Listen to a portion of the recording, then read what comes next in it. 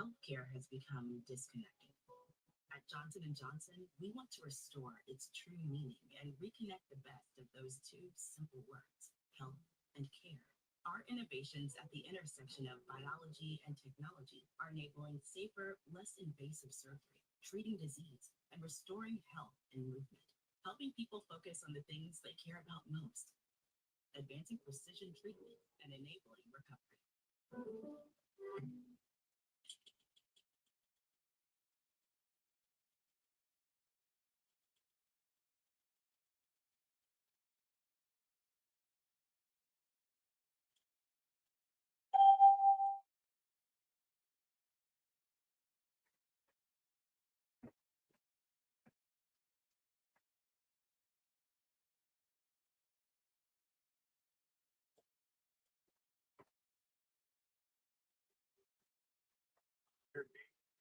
This is all the challenge.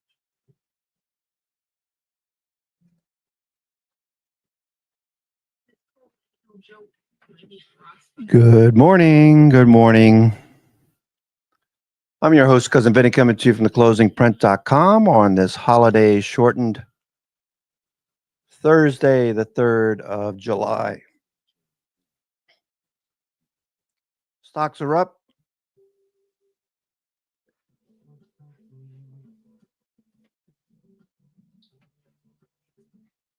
Futures are modestly higher, 14 handles. And many stocks, all the New York FANGs are up this morning, with Microsoft bolting higher. Apple looks like it's going to continue, along with Amazon and Google, all set up, looking good. NVIDIA's higher.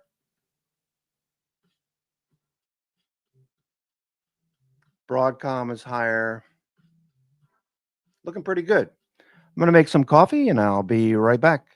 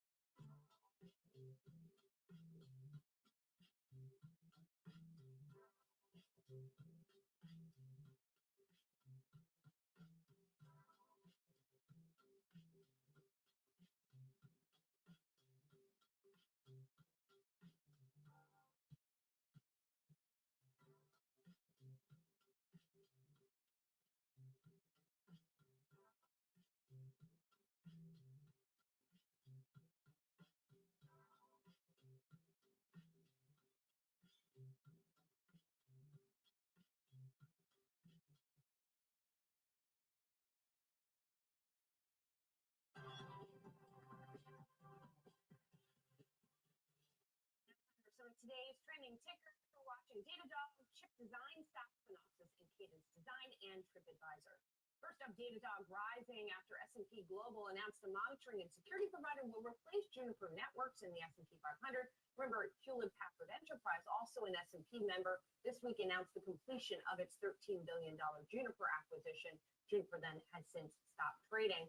And Datadog's inclusion in the S&P 500 will be effective prior to the opening trade on July 9th. Wedbush's Dan Ives calling this a, quote, validation moment for the stock. He raised the firm's price target to $170 a share, implying 26% upside. Remember, all of the funds that are benchmarked versus the S&P 500 now have to add those shares. And meanwhile, shares of Robinhood and AppLovin, we're watching those both fall a bit. Both were considered candidates to potentially join the S&P 500.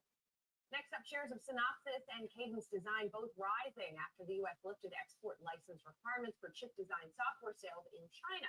In late May, those chip designers were told they had to get a license before exporting their software and other tech to China. Synopsys says it's working to restore access to the recently restricted products in China. The loosening of restrictions comes after China signaled it's making trade progress in those trade talks with the U.S. And finally, TripAdvisor rising after the Wall Street Journal reported activist investor Starboard has built a 9% plus stake in the online travel advice company. That investment expected to be revealed in a regulatory filing. TripAdvisor has been underperforming the S&P 500. The shares down around 15% over the past year. The report comes after prior speculation about a takeover bid. The company in 2024 announced it was forming a special committee to consider strategic alternatives. Starboard's stake reportedly valued around $160 million, making the firm one of the top shareholders. And you can scan the QR code below to track the best and worst performing stocks with Yahoo Finance's trending tickers page. The S&P 500 and NASDAQ are building on fresh record highs after a better than expected June jobs report. The U.S. economy added 147,000 jobs during the month. That's more than the 106,000 that economists were expecting. Our next guest says there's still potential for new animal spirits to be unleashed in the market. Brian Jacobson, Annex Wealth Management Chief Economist and Strategist, is joining us now. Brian, more animal spirits? We're already at records. Where are those animal spirits coming from? That's right. Well, thank you for having me. And I think that it's important to remember that, new highs usually beget new highs in the markets. I mean, that's kind of the history of the market, why when you look at those long-term charts of the S&P 500, it starts in the lower left-hand corner and moves up to the upper right-hand corner. And yes, I do know that valuations do appear to be very stretched. But in terms of the sentiment shift, if we do get some more clarity on taxes and on tariffs, that could, at least temporarily, perhaps unleash more of those animal spirits. It's not to say that it doesn't merit maybe some caution if we do see a rally significantly higher, but I do think that there is still some room to run for this bull market that we're in. Brian, but what is already priced into this market? With the S&P 500 and the NASDAQ composite records, that would seem to be already pricing in the bill passing, which it seems set to do, the tariff outcomes being relatively benign. We don't know if that's going to be the case, right? It doesn't feel like they're pricing in a lot of negative potential outcomes here. Well, yeah, I think you're absolutely correct. But when you look underneath the hood of the market, where the Fed funds futures are saying that there's basically no chance that the Fed is going to cut in July, I think that there's actually an increased probability that they might do a supersized cut in September, a lot like they did last year. Because we do know that the Fed, Chair Powell, has said that if it wasn't for the tariff uncertainty, that they really wouldn't have paused. And so if we get some rather tame inflation numbers, which I think we will get when the ones are released in a couple of weeks and then before their September meeting, they could realize that, tariffs, they do have an effect, but it's been mostly on the cost side for businesses. We've seen it also on the labor side a little bit. I mean, in today's report, even though it was a beat with the headline number, we actually saw a decline in aggregate hours worked across the economy of 0.6%. So more jobs were created, but the hours were cut. And so I think that it's not showing that the economy is in a position where it's really vulnerable and needs a rate cut. But I think that the Fed will feel like they can cut, and they should have been continuing to cut all along. Interesting, Brian. So what does all of this mean for investors? Should you just be continuing to add to positions here? I think that if you missed the boat on the rally from that April 8th low, it probably makes sense to really kind of step back and ask, okay, why did I miss the boat? It was probably due to fear, right? We thought that maybe things were going to get worse. They didn't. You had this rip-roaring rally. And now it's really about just get in line with those strategic allocations. We're seeing continued opportunities in the parts that probably could benefit from some of those full expensing provisions in the one big beautiful bill, like smaller cap, mid cap stocks, and industrials, materials. So those are some areas that they've done pretty well, especially off of the rally. But when you take that longer term arc, looking back a few years, seems like maybe there's a bit more there for a catch up trade. And that's interesting because it seemed as though at one point people were coming around to small caps and then they kept getting burned because the Fed wasn't cutting. Do you think for performance there to be fully unleashed, we need to start to get those rate cuts? I I think that really would help if we saw those rate cuts. But it's not just the rate cuts, it's also what's happening with longer term yields, because the Fed, while very powerful, they don't have a lot of control over what happens with the longer end of the yield curve, those longer term interest rates that are much more relevant to businesses, households. That's what determines more mortgage rates, car loan rates. And so that's the longer end, which has been mostly driven by perspectives and changing expectations of inflation. So I think that if we do see some tame inflation numbers over the next couple of months, which I believe that we will,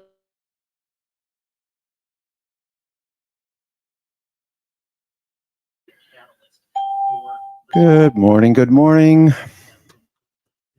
All right. So markets are looking good. The futures are higher. We're up, 12, 17 handles, 17 handles.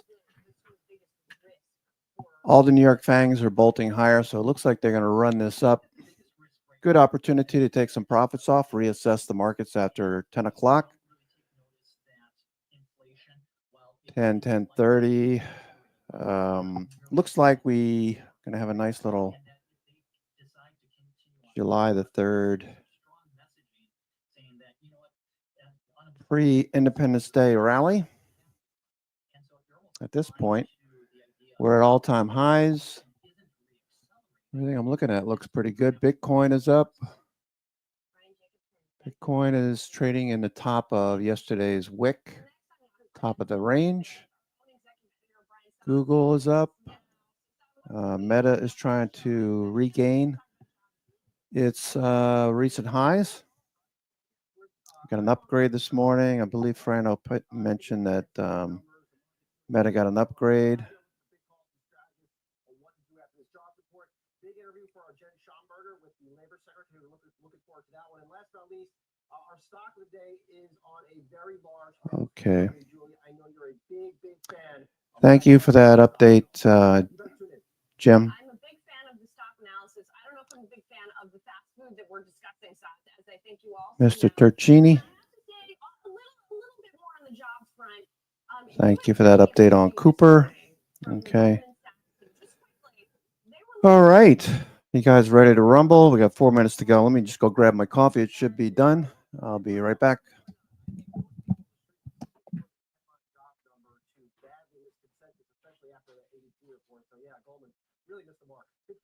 Yeah, although the underlying numbers not as good, according to some folks we were talking to earlier, but we're going to digest it throughout the day. Looking forward to it. So thank you. And that does it for me here on Morning Brief. Much more ahead on Yahoo Finance.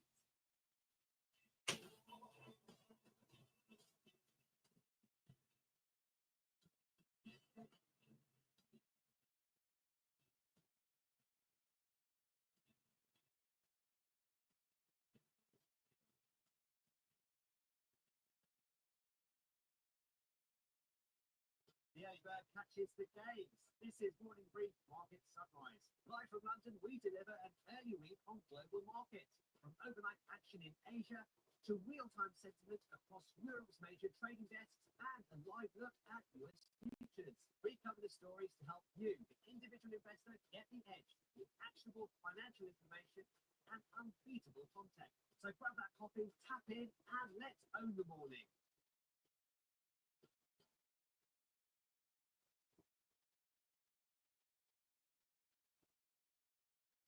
Stay tuned for a special free offer. Flashforce Tactical Flashlight. With its powerful telescopic zoom, the Flashforce Tactical Flashlight gives you a super bright light visible at a distance of over 2,000 feet with 7 useful modes plus a USB rechargeable battery. The Flashforce Tactical Flashlight is always ready to light up the night. And if you scan the code on your screen, order right now, we'll send you a second Flashforce Tactical Flashlight absolutely free. First, this is a limited time offer. Scan the code on your screen to order now. When it comes to bath time, dogs deserve better. Don't let this person show you wash. With its built-in shampoo dispenser, never brush it on facility. Hey, by removing dirt yourself, your dog will love it. Chubby gave it a 5 for highest level and the most cherished experience.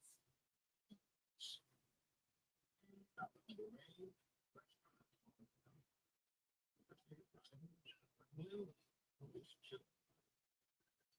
Williams,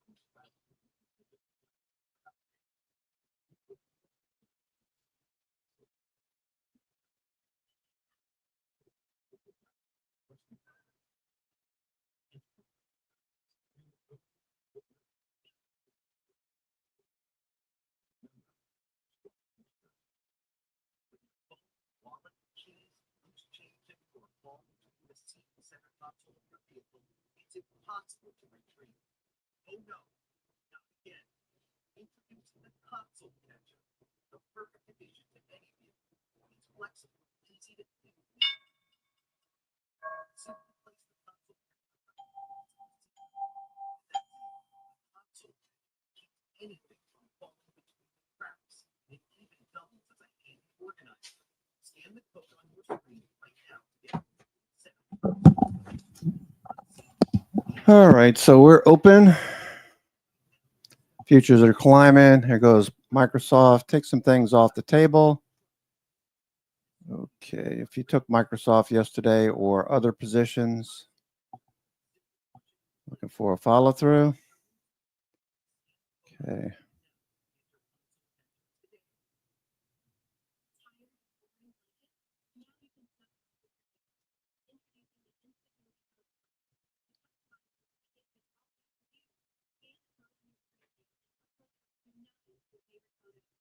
What's going on?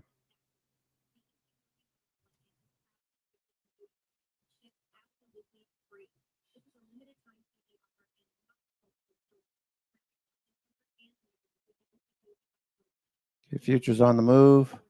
Microsoft on the move.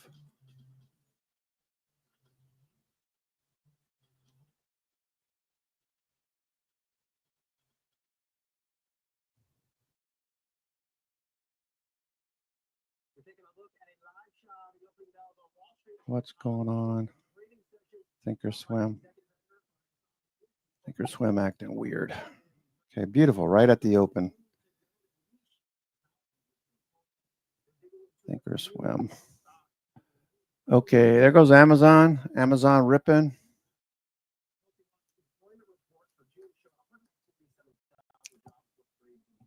Microsoft. Okay, Meta popping. Good morning, Brian. The excitement is still alive and well here in Nasdaq. That indice hit a record high on just this week. If you take a look at all three major indices here, we're seeing all of them in the green across the board. The Dow Jones Industrial moving higher at the open, Nasdaq and S&P 500. If you take a closer look at the Nasdaq over the past 5 days, what we've really seen here is once again hitting record highs, and that Thursday now those record highs extending into the shortened trading day that All right. A little profit taking. Shortened holiday. Thursday. Digest three big headlines that wasn't expected report from the Bureau of Labor Statistics is 147,000 jobs added. Investors also trying to digest, and you could see that uptick. First 15 minutes, I'm not doing much of anything. 15, 20 minutes, I'm taking profits off the table, reassessing the markets.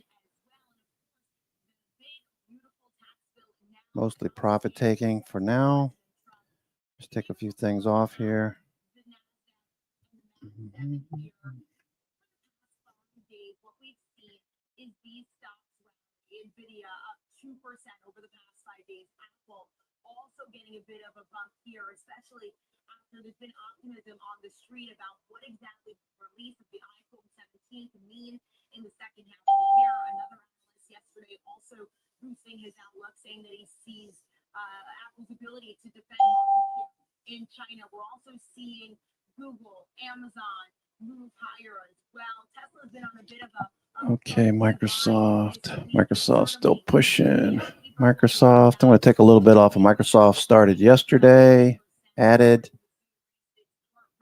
Okay, Microsoft looking good. Microsoft.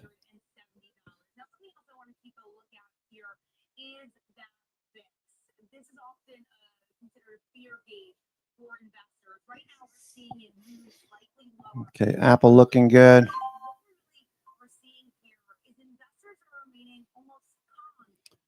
Okay, so apparently the House is about to pass the bill.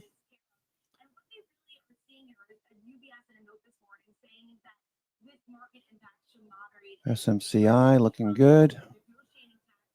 Okay, Amazon good. Boy Gaming up big. Boy Gaming. All the casinos look good.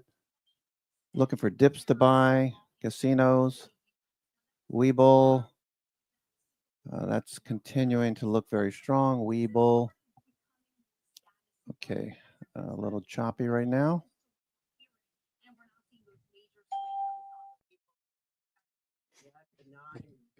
A little profit taking in Webull. Looking for a bounce. Looking for dip buyers. Okay, Meta looking good as well. Qualcomm, looking for the follow through on Qualcomm. Okay, let's take a look at some of these. Webull. Okay, Webull, nice volume past 3 trading sessions, moving higher. We had a member that was trading warrants, and apparently there was a sell by date on the warrants. Just be aware that if you don't exercise the warrants before the last date, I think it was June 30th, you lose all your money. There's no way I'm trading warrants. Very rare occasion. You have to be aware of the rules when you trade a asset class like that. Tesla pulling back a little bit. Broadcom, big move on Broadcom. Okay, looking good. Okay, so a Bull Z, I guess, stopped trading. All right, so the warrants. Ooh, that's a painful lesson.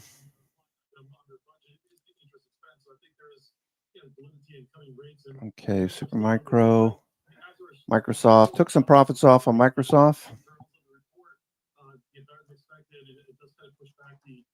It keeps them in the wait and see mode, but nonetheless, the rates in our view is still about 100 bits too high. Why are they too high? Oh, a number of things. I mean, well, one, inflation is proving not to be kind of reaccelerating. The tariffs was the big kind of impediment or the fear. Okay, looks good. Webull. Bull looking for the bounce, looking for some speculators to pop in there, momentum traders. They buy the dip and sell the rip. So understand who you're trading against. Okay, the Ross Camerons out there. They don't buy the highs, they buy dips. So look for the dip to get bought. If it does, you'll know that they're active. Webull. Semiconductors are up big. Let me take a look at SOXL. It's above the 200 days. So this is a longer term swing on SOXL. I'll start adding more. I added 250 yesterday, so I'm up to 750 shares of SOXL. Okay, this is looking good. So we want to see these chips continue. NVIDIA, little doji here. Let's see how much NVIDIA, NVIDIX. Looking for a follow through. Okay, so a lot of moves. New York Fangs. Okay, let's take a look at some of the Dow Industrials and see how they're doing. Let me go to, okay, 375 stocks advancing on the S&P 500, 74 on the Qs, 990 on the IWM. Okay, so S&P 500. Let's look at the Dow Industrials components. Okay, and let's rank these by performance today. Okay, so Amazon's up quite a bit. I'm watching Amazon run at the moment. Amazon looking very strong. Followed by Travelers Insurance. That was down yesterday on some of the insurance stocks. What's UNH doing? UNH is up this morning. UNH. All right, so it looks like they shook out a little more.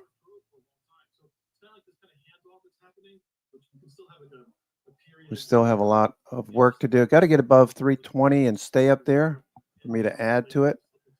Okay, GNRC, Generac is on the move. Generac. Okay, let's look at Generac.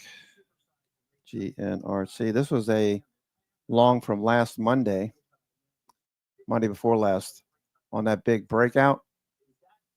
Okay, we're still going. Generac still going.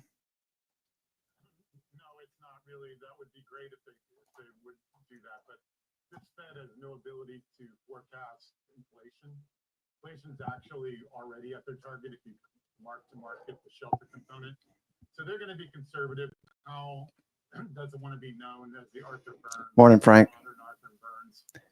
All right, so I see more names being So it's not like shown in the trading room. That's telling me breadth should be improving. Okay, so breadth is starting to get overheated, folks. All right, so when it gets like this, you want to start taking profits off. Okay, just be aware. When the S&P gets like this, you want to take profits off. Advanced decline. You might have a good point that from the international community's perspective, this plan could only increase our deficits and debt in this country and might lead to higher long-term interest rates. You know, as a longer-term investor with money in this market, what is this plan mean to you? And does this concern you that we're going to be adding? Advanced decline percent is above plus 30%. That's a reduced exposure. Reduced exposure. And not that kind of exposure there, Mondo. I know you got one coming. All these are higher. Okay, S&P 500 in particular. Okay, super micro, some profit taking. Webull is ripping.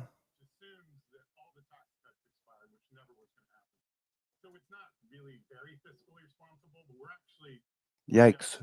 Webull's on the move. Webull. Okay, they bought the dip. Okay, so you can tell. Look at the volume, how it came in. All right, so Ross Cameron is most likely trading this today. If you don't know Ross, he's over at Warrior Trading. He always looks at these stocks like Webull.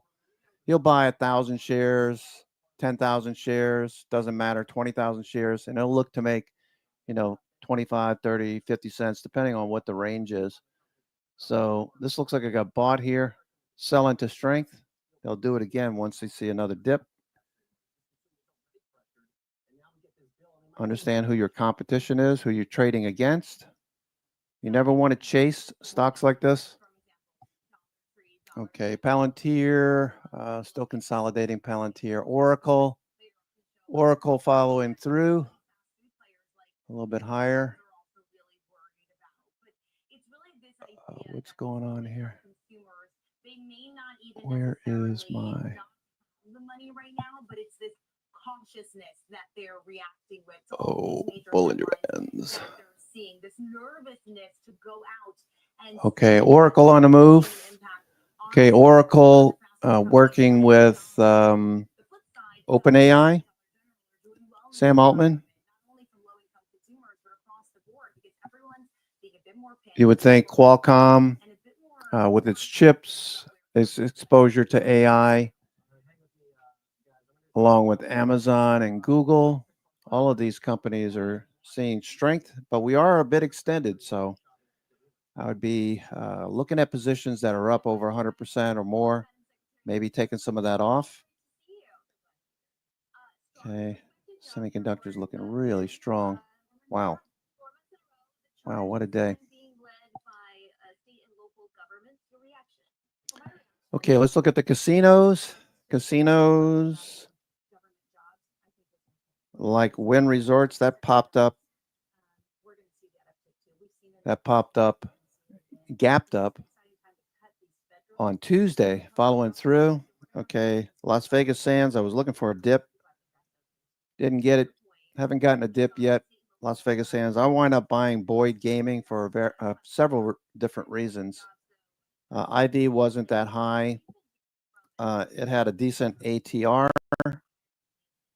Okay, so it had about $1.50 in ATR. Okay, so this one has been running up since Tuesday as well. Okay, that looks good. Let me put this over here. Boyd Gaming, BYD. Okay, so the NASDAQ 100 looking very strong. NASDAQ 100. We've got 74 stocks holding its advancing stocks. 74 advancing. S&P 500 370 advancing out of 500. Nearly 1,000 on the IWM. Let's take a look at IWM. Have you been hearing these concerns in your travels across the country from employers about uncertainty around tariffs at all? Actually, it's the excitement that I've been hearing. I have been on the ground for the last 2 The years. media has nothing to talk about. All they keep talking about is the These are exciting times. one big beautiful bill. I hate that term. It's almost used in it is used in a derogatory fashion. If you can't beat them, join them. Learn that as a kid. Okay, if you can't beat them, join them. All right, so let's see. Coinbase pulling back a little bit. Coinbase will be an opportunity most likely with Bitcoin still moving higher. Coinbase has dipped. I'd be looking for an opportunity on Coinbase to buy. Okay. Let's see, CONL. CONL. Okay, that's consolidating. Looking for a pop higher. IBIT's been in a range for about the last 6 weeks. Looking for a breakout of this range. Basically a handle in a larger cup. Okay. Webull. Okay. Bitcoin. Okay, here's Bitcoin moving higher. Bitcoin.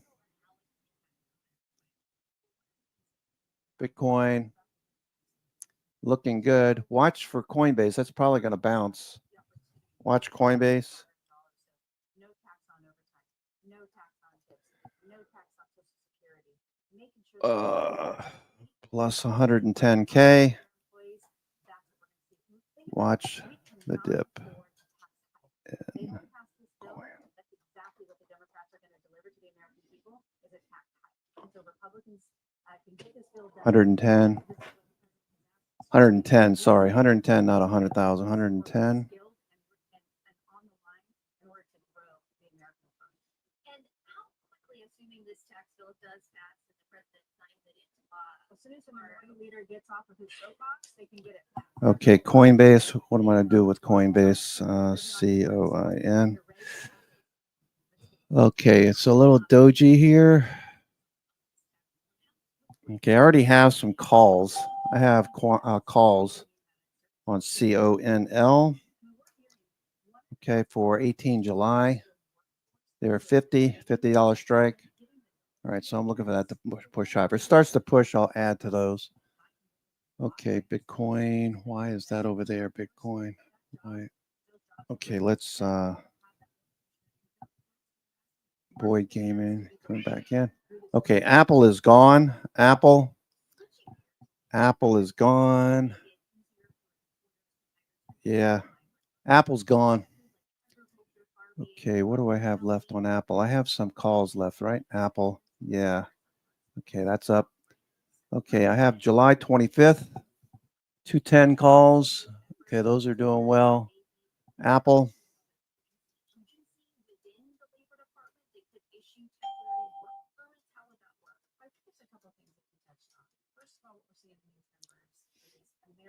Okay, I have some 210s. I also have some 220s. I just noticed the 220s. 220s. Looking good. I'm your host, Cousin Vinny, coming to you from theclosingprint.com on a wonderful Thursday, the 3rd of July. Thinking about driving up to DC with my son. He wants to visit the Aeronautics and Space Museum. I think we might do that this weekend. Maybe leave here this afternoon.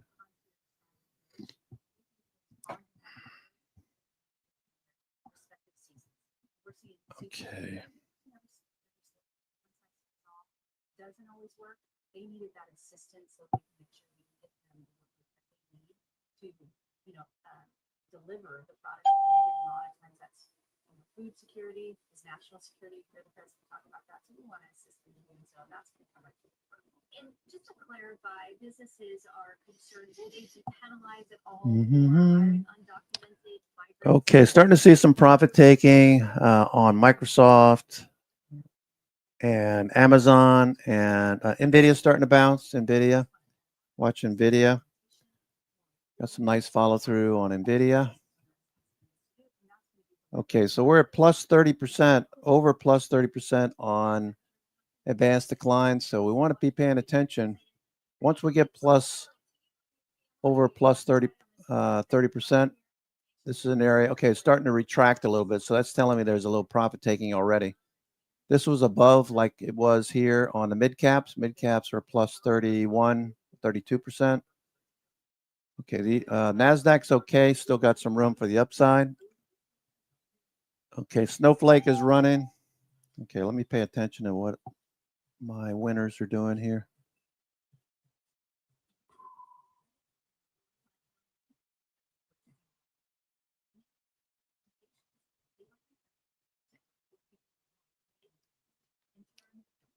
Boyd Gaming, Webull. Okay, Webull looking for that to take off. Futures look good. S&P futures, a 60-minute buy signal just triggered this morning. S&P.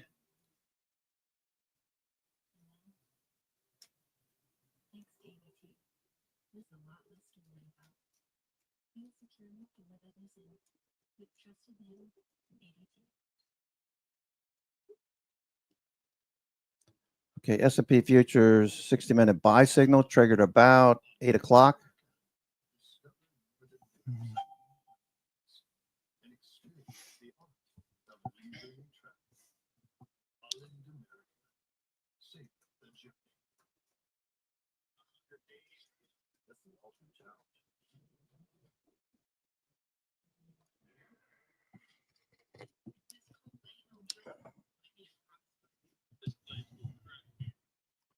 Okay, Mondo hitting Supermicro and Webull for next week.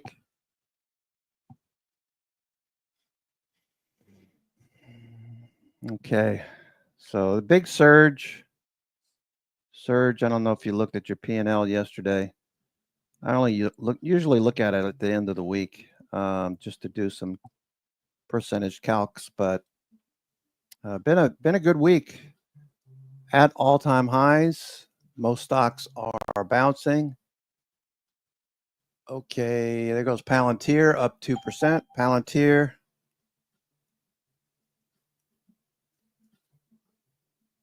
What's the matter, baby? What do you want? You want this? You want some treats? Here you go. My favorite kitty cat came to visit.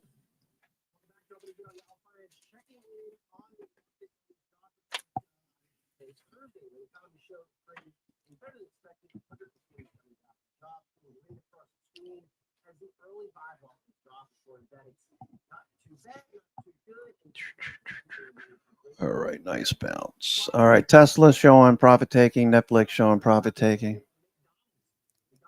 Reddit. Okay, let's take a look at Reddit. Reddit's trending. Reddit looks fine. Looking for Reddit to get back to 230. Reddit looking forward to get back to 230. So we got basically about a 60 to 70 point run in the cards, building the right side of the pattern on Reddit. Okay, right now I currently have August calls. I have the 170 call. A little bit out of the money, but looking good. Okay, Webull, top of the NASDAQ 100, Mercado Libre, Booking.com, Synopsys, BKNG, number 2.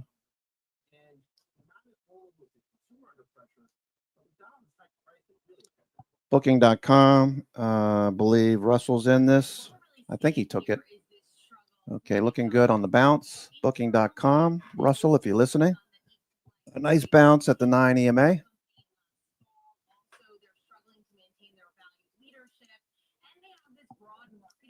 Okay, Apple's starting to show some profit taking, so I'll probably take some Apple off here. Okay, Apple.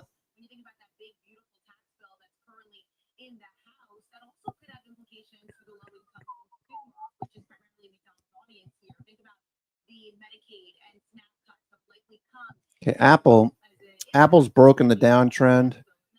This is day 4 of the trend break. Okay, it's not going to go straight up every single day, so you should anticipate one of these pivots over here we're going to encounter some profit taking, but institutions obviously been buying. All right, so don't listen to what they say they're doing. Look at what they're doing. Okay, and that's institutions. Pretty obvious that they're buying when everybody else is still scratching their head, trying to figure out whether or not they're going to buy.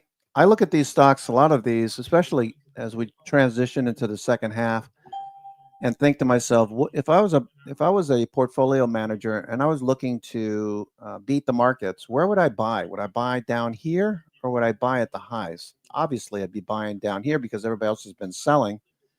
We consolidated for like 6 weeks. The 50-day flattened out. Now the 50-day is about to start turning upward, it looks like. The green line is turning upward. You can see in the Zoom thumbnail. More importantly, we had a squeeze and price actions moving higher. Now, there's speculation that Tim Cook may any day mention something about maybe partnering or acquiring a company with all of that cash they have, something like Perplexity.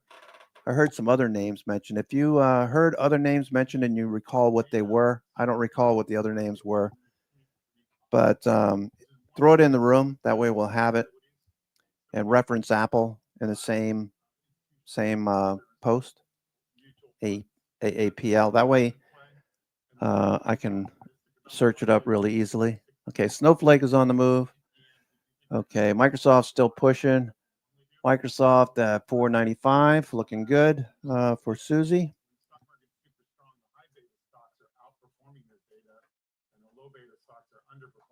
So we would be neutral to negative on McDonald's until we get into the normal August, September swoon.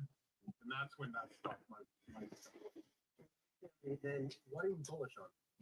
We are bullish on. Susie has a 500 call. So we like Broadcom and all these stocks that will data. Breaking out. Amazon and Broadcom on the tech side. On the financial side, we breaking out, looking for a follow through. Sold off during the tariff tantrum. Goldman is benefiting from AI, IPOs, and slowly growing in the market. Bullish, and both of those stocks, like I said, are quite high risk, so they're not going to work if we're wrong about the market. It should do well in July. Yeah, Brooke, I guess the final word is that millennials are supporting the likes of Kava, and it's still tough out there for low-income consumers. We're going to leave it there. Nice follow through. Behind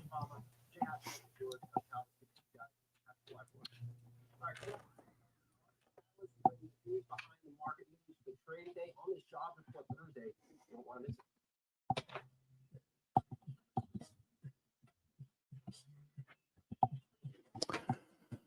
Okay, Bitcoin is still going. Bitcoin, oh, it's Coinbase. Took my eye off the ball there for a second. I apologize. Coinbase, did it bounce? Yes, it did. Damn it, shizzle. I wanted to buy this. You got a buy order block. Looks like Bitcoin is ripping here. Coinbase, I already have calls. That's right. I have calls I was going to add to it. Okay, I don't need to get excited there, Benny. Okay, maybe I'll buy some shares, though. Coinbase. Shit, I missed a good opportunity there. Got sidetracked on other things and I wasn't paying attention. If you were, congratulations. That dip got bought. Okay, and Bitcoin is going, so Coinbase is likely to continue as well.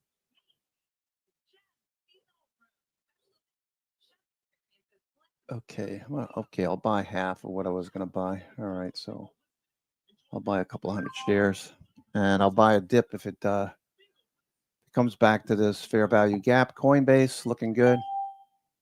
Okay. Looks like we could get a nice rally back up to recent highs by next week. Snowflake is still going. Snowflake is still going. Very nice move there on Snowflake. Microsoft, Apple, Amazon looks like a next leg up.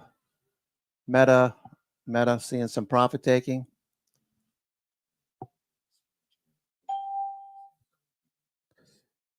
NVIDIA, okay, NVIDIA pushing higher. NVIDIA.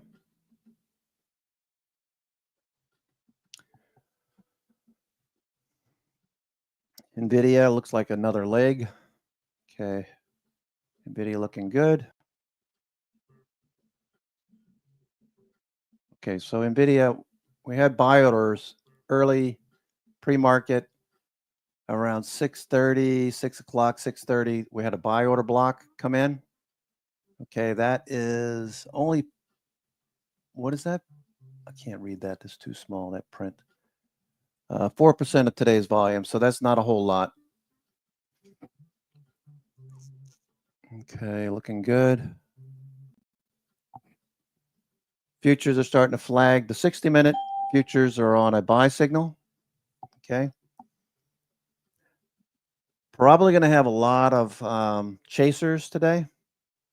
A lot of FOMO crowd. Good to sell into that strength. Okay, Amazon. I have July 25th. Amazon 225s. I want to see a little bit more upside on Amazon, perhaps. Microsoft ripping.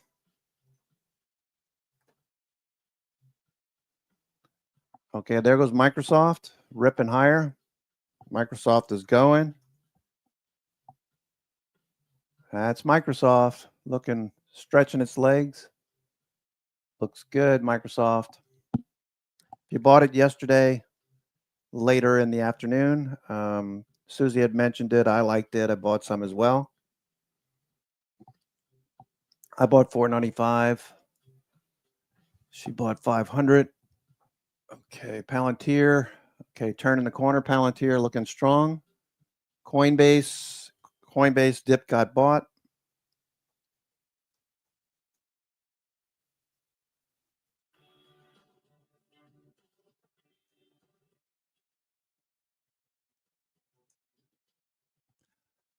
Uh, 110K.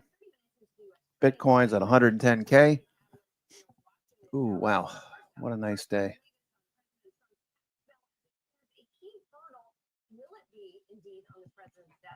Okay, that could be a catalyst. I'm not much into politics, but you get that bill that's about to potentially get passed in the House. The Senate passed by one vote, the vice president.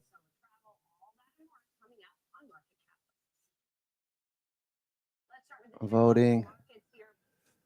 Palantir. Apple. Apple's still going. Apple looking very strong. Okay, finally got some legs in Apple. Apple, it's not going to go straight up every single day. Apple is going to be something that will be trading and swinging at the same time. Okay, swinging longer term positions. Looking for dips over the next few weeks as we have a little higher low, higher low, higher high. Headed for the 200-day. Once we get above the 200-day, I'll start to add to my position. For now, it looks really good. SoFi, nice follow through. SoFi on the watch list.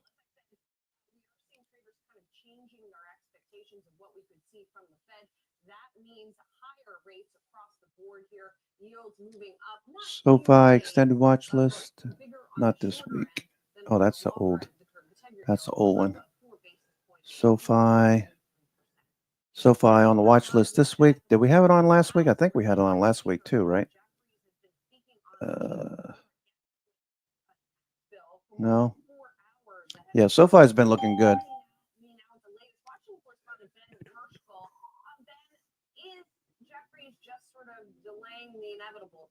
Looks like probably that House Republicans have the votes, yes? For sure, yeah. That appears to be what's going on here with Jeffries. This is what's known in congressional parlance as a magic minute, which allows him to speak for as long as he wants. I was just looking in a couple minutes ago, and he was talking about the intricacies of state and local taxes. So he still seems to have a ways to go there. But the bottom line, as you pointed out at the top, is that this is headed for a vote in the coming hours, and Republicans do appear to have the votes together. Bull. Weeble. Okay, there goes Microsoft is ripping here. Procedural vote that only saw one Republican defection on that. That was the vote to kind of start this debate. Look at the Microsoft. Look at Microsoft. Holy moly. Wow.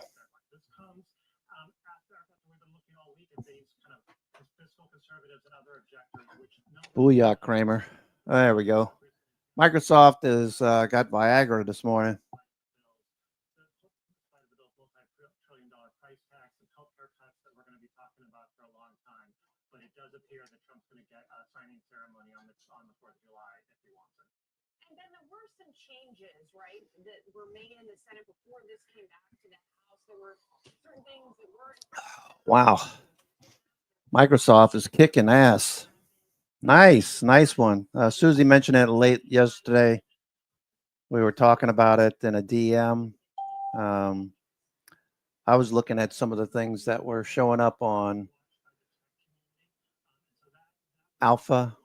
Okay, let me take a look at Alpha again this morning. Okay, so okay, Microsoft. There's Microsoft. Okay, so Microsoft, we needed to get above this peak at 490. Okay, so obviously we've made it above that peak. So next levels are 495, 505. Got some negative gamma at 505, and positive gamma at 510. Okay, looks good. Microsoft looks good. Okay, let's see what the markets are doing. Okay, look at the hedging flows. The other big change is around the final price tag. One of the things I'm looking at this morning is how a bunch of businesses making them permanent, which you could argue is the honest way of turning this. That is the main driver of an increased price tag. This came back to okay, delta pressure. Let's look at gamma. Okay, gamma. We got some sellers right here. Okay, we got negative gamma right here. Okay, let's see what happens. So probably running into resistance.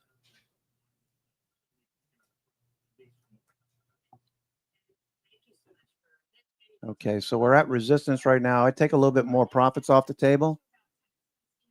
Okay, Microsoft looking good. Microsoft. Okay, Webull. Okay, Webull. Okay, that was a nice little pop. Webull.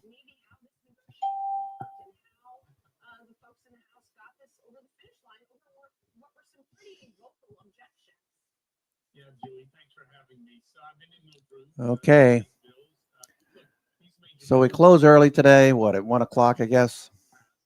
When you've got near zero in both the House and Senate, really the degree of difficulty goes up a lot. So my guess is most of those holdouts want to see more savings either in this bill or in future action. So my guess is not a conversation about spending that they, how they can work with Congress on reducing the size of the budget. And then because the speaker has been hinting about a second reconciliation bill maybe at the end of this year and another next year, what are more savings reductions that can be obtained there? So my guess is the bulk of those conversations were about deficit reduction, plus those who come from states with Medicaid, the way they finance it, that was changed in the Senate, certainly had questions about how that would apply, how that would be implemented. So my guess is those were the two areas why the president, the vice president administration was involved in those talks with those lawmakers to provide them assurance that there'll be continued effort to address the deficit. There's the deficit on the one hand, and then there's the other issue. One of the other issues you mentioned is Medicaid funding. It does look like there will still be some cuts to Medicaid as a result of this bill. I've also seen reports about thousands of folks who could lose health insurance as a result of this bill. Should some of the Republicans who voted for this worry about re-election if indeed some of their constituents are going to be hit by these bills? Probably less than is being characterized, mainly because these aren't cuts that slow the growth of Medicaid, that will continue to grow through the next decade as well. As you look at the savings that they created, none of which affect benefits in Medicaid, are focused on those who have Medicaid in 2 states, those who aren't eligible, improper payments, those who frankly are adults, capable of working, have been asked to work part-time. Those, for most Americans, those are pretty reasonable forms and savings on Medicaid. Okay, Broadcom still running. All right, I took that off too early. That's okay. Broadcom on the move, looking good. Broadcom, AVGO. Okay, so we're still dealer's hedge flow is still pushing. Okay, that line is still rising. Okay, we could get a blow off here. With the S&P near plus 30%, advanced decline percent. Let's take a look at what do I want to look at? Let's take a look at S&P equal weight. All right. Looking good. Market's looking good. Okay, so we're clearly on a buy signal for the last 2 weeks. Number of stocks above the 20-day are at 80%. Number of stocks above the 50-day at 78%. Okay. Let's look at New York Stock Exchange. Let me check out put call ratio.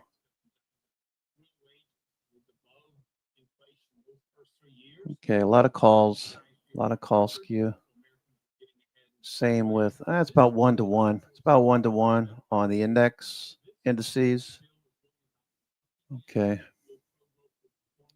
New highs, new lows. New highs, new lows. All right, so this is building. You can see a higher high, a higher low, and now we got another higher high. Okay, advanced decline is going ballistic. We got nothing but green elder sticks for 2 weeks straight. Okay. Eiffel Tower. Probably too early. The broad market is rallying. Okay. Still, I want to take some profits off into strength, especially if I have expiring options today or next week. As long as you're buying on a dip for next week, that's okay. I saw Mondo was doing that with Webull and Supermicro. But looks good. Supermicro trying to push higher. Microsoft been this upward channel for 10 weeks. Upward sloping channel on Microsoft.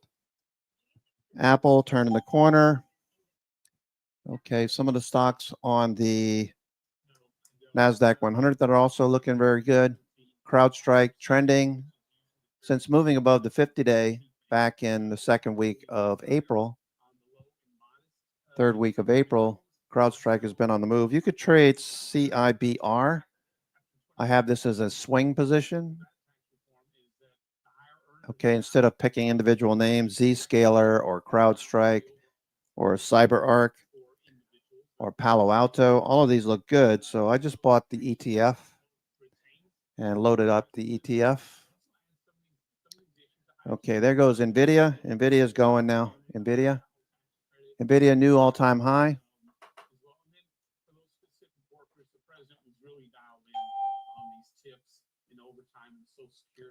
NVIDIA new all-time high.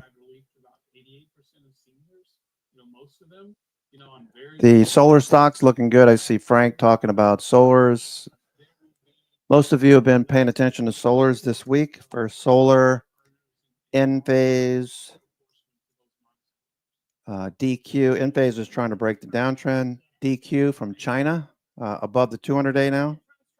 Sunrun. There's a provision in the bill, I believe, that was at one point was taken out. Now it's back in on solars. Okay. SCDG. All of these look good. Casinos look good. I told you Las Vegas Sands. That was continuing to move higher. I bought Boyd Gaming. Boyd Gaming is moving higher. That looks good. Okay. Coinbase did miss the bounce, but I bought some. Starting to buy some shares. See if this follows through. This is day 2 on a bullish reversal. I always look for day 2 for confirmation. You get a pullback. We always look for which moving average is going to support price? Is it going to be the 9, the 21, the 50? What is in this case, it's the 9 EMA. So it stopped, price action stopped after 3 days of selling at the 9 EMA. Yesterday, we had buyers. Now we have Bitcoin at 110,000, trying to follow through and break out. Coinbase responds by giving us a second day. RSI is above 50. We want everything stacked in our favor. So I'd like to see a little bit more volume, but it is bouncing at the 9 EMA. There goes Netflix sneaking around. Netflix bounce right at the 9 EMA, just above the 21 day. There's a good example. Since moving above the 50-day back on the second week of April after the big pullback, Netflix has gone on to rally, testing the 9 or the 21 day. This time, the 9 EMA looks like it's going to be support. We've got 3 wicks down. The prices are turning. That means that we've had buyers at the low of the day for the past 3 sessions. Looking for a push higher in Netflix. Netflix is going right now. There it goes, Netflix.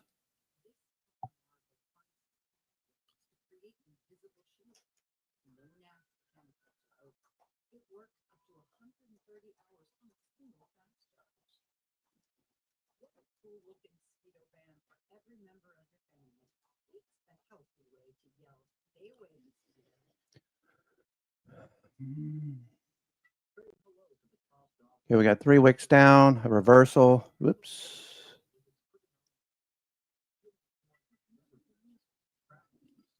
Yeah. Congrats, Paticus. Yeah, I told my son I'm going to try to. Anybody been to DC lately or know the DC area?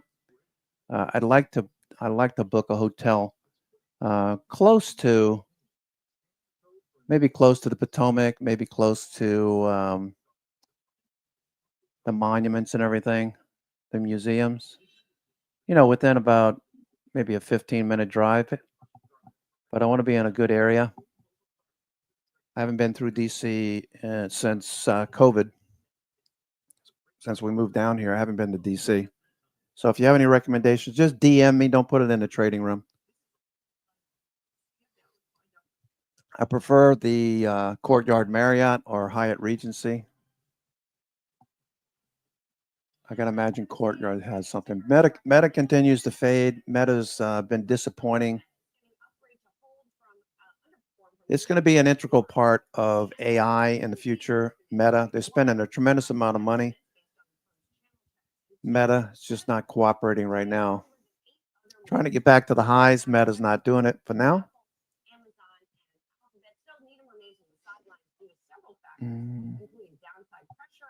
Amazon.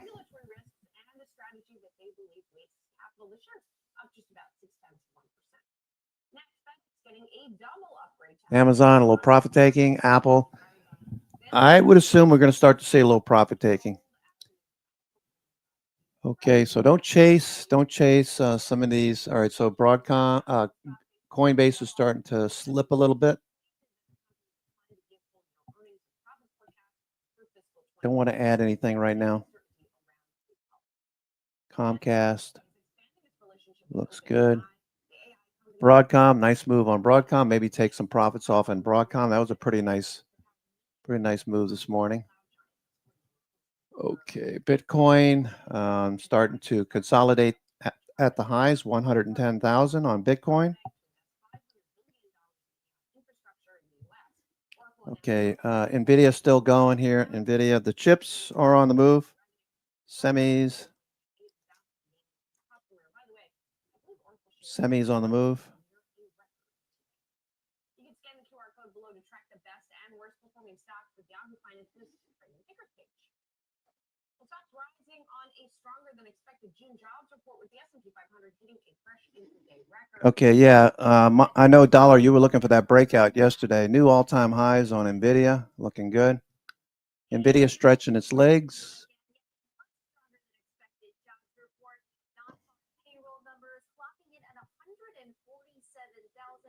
Much stronger than the 106,000 expected. The unemployment rate ticking down to 4.1% versus expectations to tick up to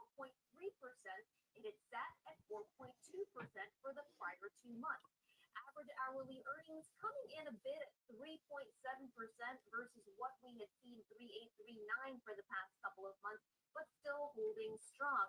But if we look under the hood of this report, most of the job gains were being driven by state and local governments as opposed to the private sector. And businesses have been saying that they are in a holding pattern right now when it comes to hiring plans because of uncertainty surrounding effective tariff rates and immigration. I asked Labor Secretary Lori Chavez-DeRemer moments ago whether this uncertainty is weighing on businesses and if we could have seen stronger job growth if not for that uncertainty. Always uncertainty causes a pause. But the president has done a wonderful job in these tariff talks, in this time of growing America's economy. It's going to take some time, but he has leaned in on his executive orders. I mean, one of the directions by all of the agencies is to lean in on the workforce. So Department of Labor, I get to do that. 1 million active apprentices, that's going to solve the growth in that manufacturing sector. But we saw construction pick up, we saw healthcare pick up. We've seen many of the jobs. I mean, I still think plus 70,000 in private sector, that's going to continue to grow as well. All of this as President Trump turned up the heat on Fed Chair Jay Powell and the rest of the FOMC Wednesday night, calling on Powell to resign immediately. And this jobs report is unlikely to help the situation, likely to take any chances for a July rate cut later this month off the table. So we could probably see a bit more pressure, continued pressure, I should say, from the president on the Federal Reserve, as they have said clearly that so long as the job market remains strong, the economy remains Okay, so we're still going. NVIDIA's ripping higher here. NVIDIA going straight up. Woohoo! There goes NVIDIA. The bond market has been selling off following expected jobs print. Traders pushing out bets for rate cuts from the Federal Reserve. The odds of a July cut largely fading away, according to CME FedWatch. Our next guest sees just 1 to 2 rate cuts by the end of 2026. Here with more, Luis Alvarado, Wells Fargo Investment Institute Global Fixed Income Strategist. Luis, thank you for being here. And I should mention, we didn't just get the headline jobs report today. We got jobless claims, we got services PMI, as well as the ISM services read, which the latter came in better than estimated. So what's the backdrop then for the potential rate cuts? It sounds like you're not looking for many. That's right, Julie. It's going to be really difficult for the Fed to move. They've told us already they're going to be on a wait and hold, waiting to see what happens with the implementation of tariffs down the road. And obviously, their biggest concern now, they're going to be focusing on that inflation goal. We got the unemployment number, payroll numbers today, like was mentioned, and we see a market that is very resilient. So it's going to be difficult for the Fed to act. It is better for them, more prudent for them to be on a wait and hold mode to see what the final implications are going to be. Obviously, the president doesn't feel that they should be in that wait and hold mode. And, you know, he has kept up his rhetoric against Jay Powell. All right, NVIDIA looking really strong. NVIDIA, Qualcomm. Right now, we're not seeing really a lot of implications for markets, even if the president continues to rack up the attacks on Chair Powell, which is the fact that he wants to lower rates. We believe even if a name is announced, just having a shadow fair, is not going to really make any difference for the committee, right? You have other voting members as well, and not only the Fed chair. And then Chair Powell has pretty much said that he's going to wait until his term is up in May of 2026. So we could probably see it as another tactic, but in reality, markets are looking way past that. They want to focus on the fact that the Fed is going to remain independent. I think that is more important for the Fed. Okay, NVIDIA looking good. Maybe take a little bit of profits off. That's looking good. NVIDIA. It's going to be difficult to persuade them if they're really also being independent and looking at the data. If indeed the Fed holds steady, I mean, I've talked to some economists today who say that even though the headline number was strong from the jobs report, some of the underlying factors still show a little bit of reason for concern. So is there a risk if the Fed holds steady of continued labor market deterioration while they are waiting to see what's going to happen? To be honest, Julie, in our view, the risks are very, very minimal. The Fed can always quickly react in case something deteriorates. we get past readings, this is sort of what happened in the economy. The bigger things. Market's looking good. All right, so it looks like Coinbase wants to run. Okay, NVIDIA just going straight up. NVIDIA. Wow. Blasting higher, NVIDIA. Reddit.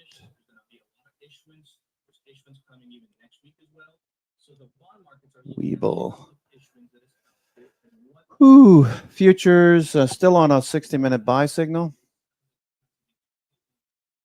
Term premiums as well, and all the stimulus that is expected or has been expected for a while from the bill is potentially going to add to the growth component as well. And then if tariffs, because like you mentioned, we're still waiting on the final say of that, adds to inflation, those three components of growth, inflation, and the term premium have all the capacity to increase interest rates, towards year end 2026. It's going to be really difficult for the Fed to cut rates, and even if they did, in our view, we don't believe the market is going to swallow that or believe it.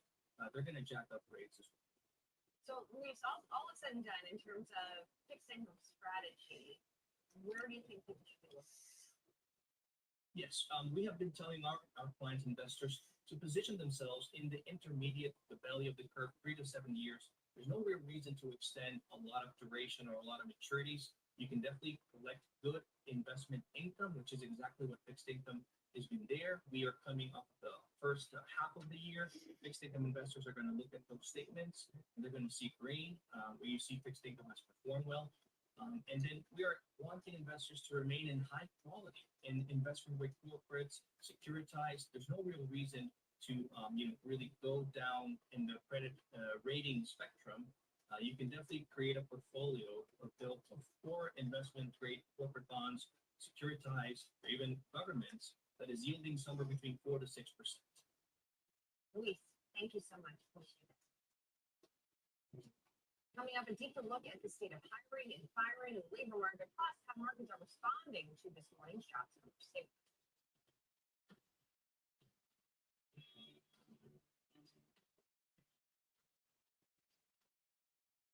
Let's make things simple. We are experienced by changing price. You can change mine. There's no one debate.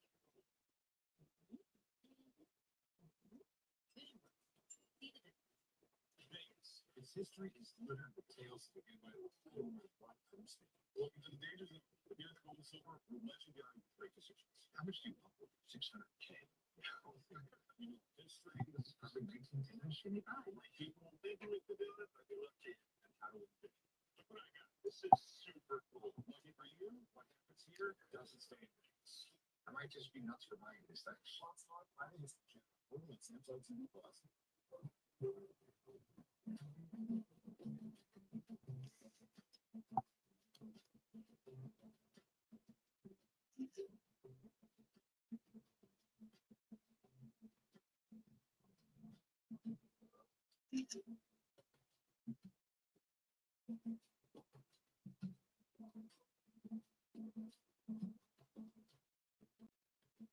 Wow.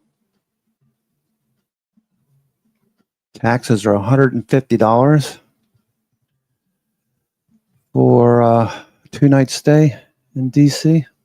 Interesting. All right, market. Okay, NVIDIA is still hanging in there.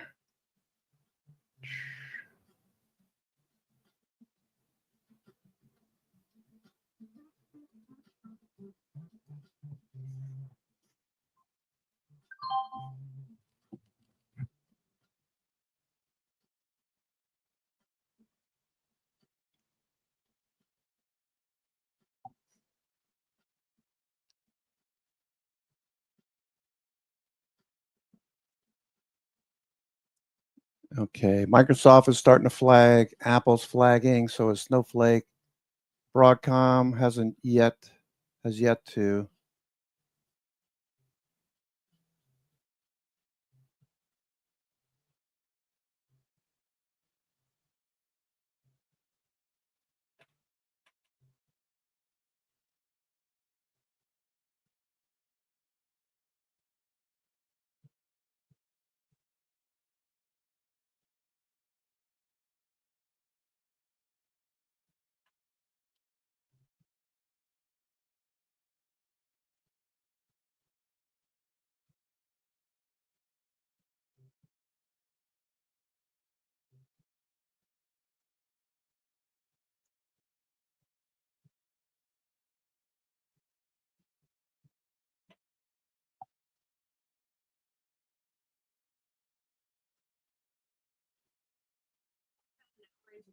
morning. So let's go live to the NASDAQ to get a read on the biggest factors moving markets today. Our Tacoma with us now. What are you watching for? Good morning, Julie. One strategist saying a note this morning that if you were off the radar for the past 6 months and you came back and you read all the headlines going on right now, you'd be pretty surprised at yet another day of this NASDAQ S&P 500 moving higher. We just hit record close during Wednesday's trading session as investors really digest three major headlines here. That looming July 9th deadline after we just heard from President Trump on Wednesday that the U.S. is reaching Okay, Coinbase, little bounce. Google starting to bounce. A little dip first, a little profit taking. Google looks like a better opportunity on the dip. Check Google. It dipped first few minutes of the trading day. We're looking for buy order blocks. Okay, there's some from previous, but not this morning. Okay, that was yesterday. Okay, sell order blocks at the open. Google looking pretty good. Google. Leading the way in the markets this morning. You have Meta, Nvidia, Microsoft, Amazon, all moving higher. If you take a closer look at Meta at the open this morning, it got a bit of a boost after it got an upgrade to hold underperform by Needman analyst Laura Martin. She said that labor productivity research shows that Meta has had among the strongest. Okay, Meta still fading. Meta. Take a closer look at crude oil here.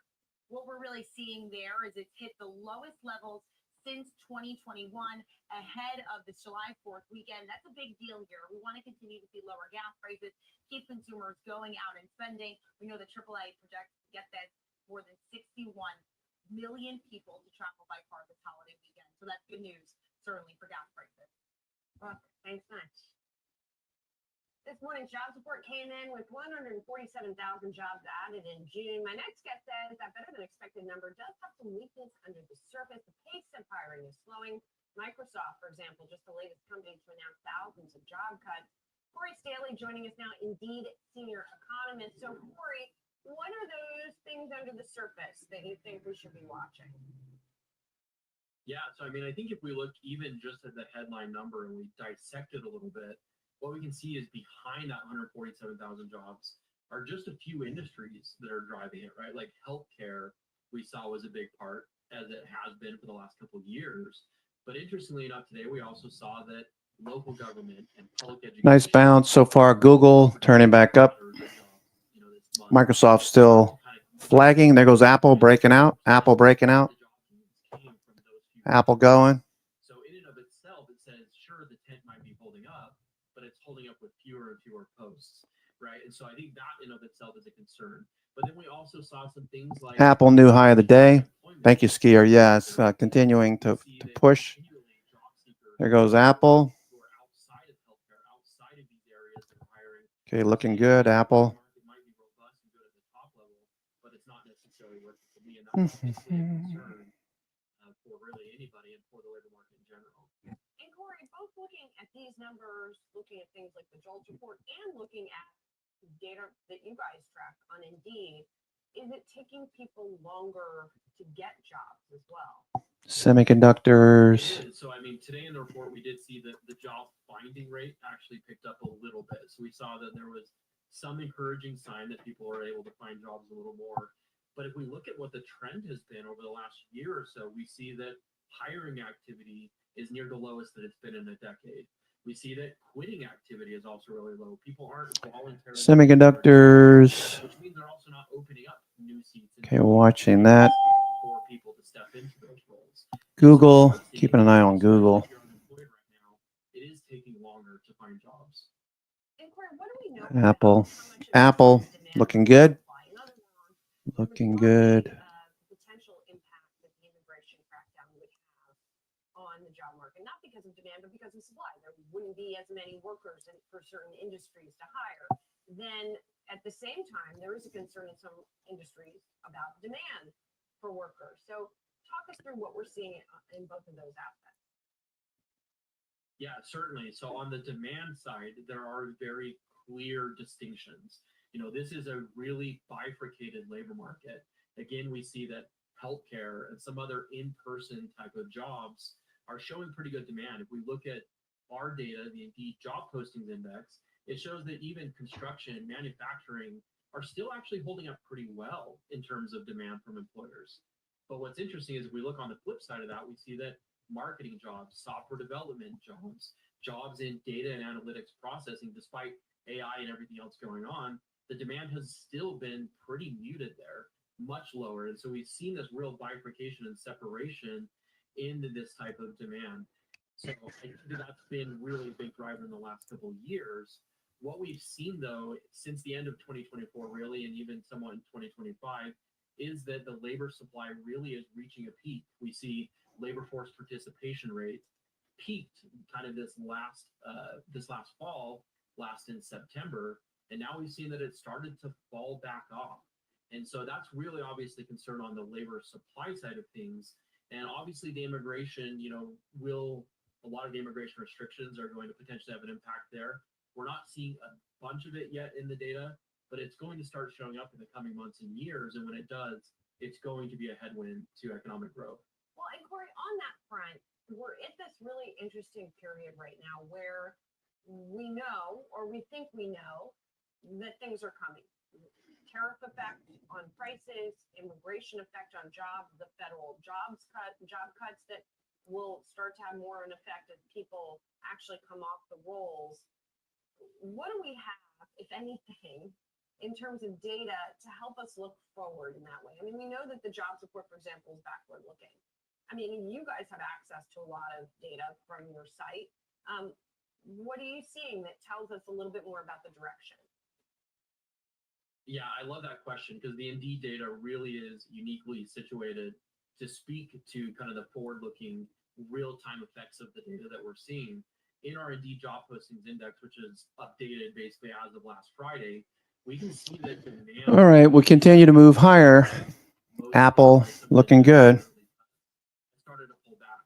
We see that scientific research, R&D type of roles have really dropped in demand since February. We see similarly among like the large contractors and companies that are receiving significant dollars from the federal government, that funding kind of drying up is also leading to fewer job postings, less hiring on that front. And so again, it maybe hasn't necessarily shown up in the jobs report, but we are seeing it in the real-time data on Indeed site that demand is starting to pull back a little bit in some of these areas where federal cuts are starting to have an impact. Beyond that, we're also seeing more and more federal workers coming to our site. We've seen 150% more applications from federal workers since the beginning of the year because they're out looking. And right, like I said, there are some jobs which are just harder to find right now, especially the types of jobs that these federal workers are doing. Corey, really interesting stuff. Thank you so much for joining us. Thank you for having me. Got much more action ahead. Stay tuned to watching Market Catalyst.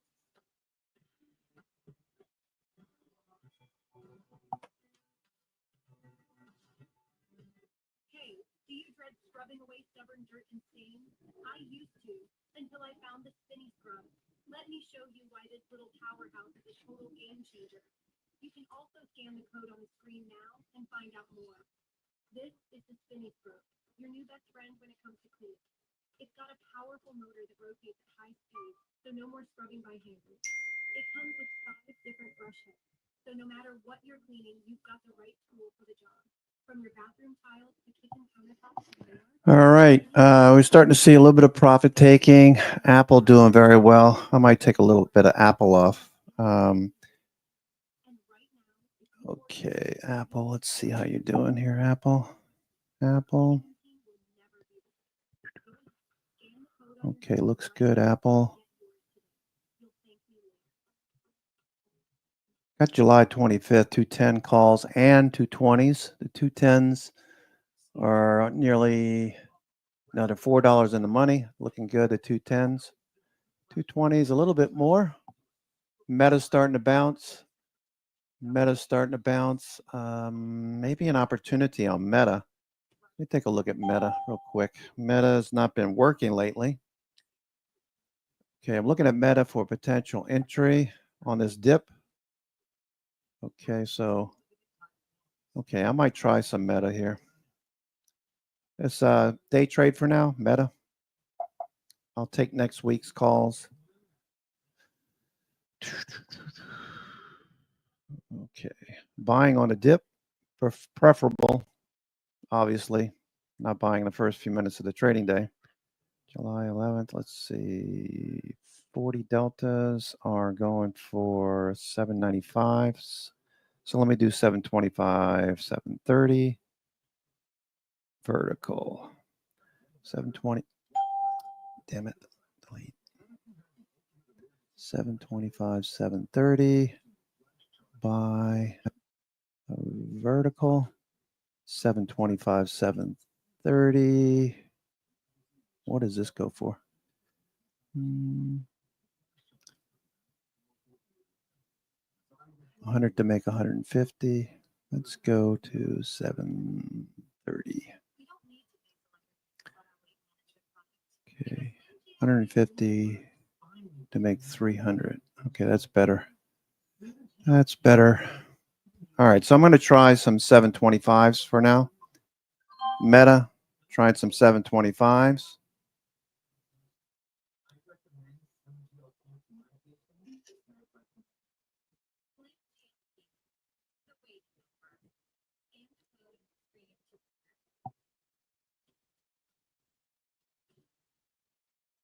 Secretary General of the OECD, Matthias Cormann, and he sat down with our British morning brief market sunrise. Here's what he has to say about AI and the upsides, opportunities and benefits are incredibly exciting across section activities, and whether it goes to access to higher quality healthcare, education, being able to manage our energy consumption, production consumption better, and indeed productivity improvements could be quite extraordinary and help drive stronger growth and ultimately living standards for people around the world. There are a whole range of challenges and risks that we manage and dealt with, and one of them being that AI, while it's developing very rapidly, it is developing very rapidly in comparatively concentrated way. I mean, some fusion AI as a technology and the opportunities that come with it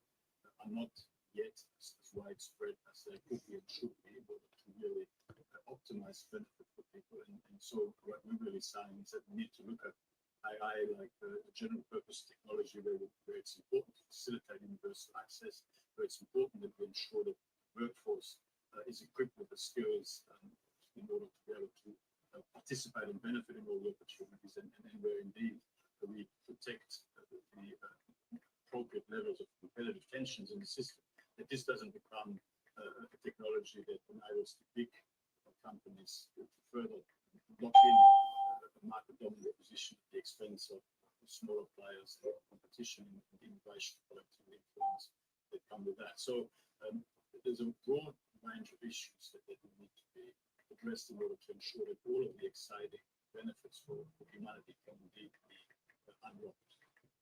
Are you not worried that perhaps artificial intelligence could take away jobs, could move people into less well-paid jobs because they're being replaced by AI? Well, I mean, the data is not showing that it is pushing people in less well-paid jobs. It's certainly true that it will transform the labor market, and that there is a whole range of jobs that will either change or disappear, and other jobs will be created that will respond to the needs of communities and economies. Okay. Meta. Okay, Meta. Looking for a bounce. I'll give those calls about a dollar stop. If you look at the labor market, if anything, there's a great level of tightness in labor markets, and we are looking at skilled labor shortages in key markets around the world. And so really, what we need to do is ensure that labor markets, people. Okay, low of the week.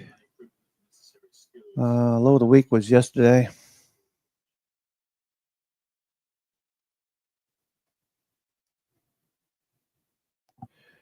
The 11 July. $7.25, $7.30, $1.80 filled.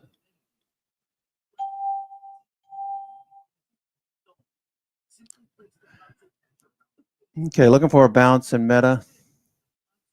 Okay, everything else is starting to show signs of profit taking. Okay, so not a bad idea to do some of that.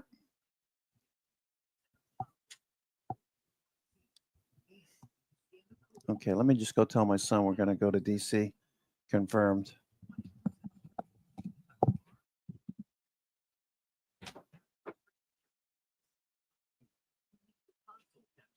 Simply push it into place. Console catcher moves with you. Scan the code on your screen now. Get your console catcher today. Tired of boring blanket? Now you can snuggle up with your Meta. Introducing the Instant Cozy Phone Blanket. To customize the blanket, it's all about you. Scan the code on your screen now and upload up to 9 of your favorite photos. Pick the style and size you want and that's it. The Instant Cozy Phone Blanket is proudly printed in the USA and shipped absolutely free. This is a limited time TV offer and not sold in stores. Wrap yourself in comfort and memories with the Instant Cozy Phone Blanket. Scan the code on your screen to order now. When it comes to bath time, your feelings deserve better. Any memories are small. Shower. I think Phil can shampoo dispenser. Now I should remove the salt. Here, I remove your dirt. Whisper. Your dog will bite. Shabby David. Highest make that time the most cherished experience.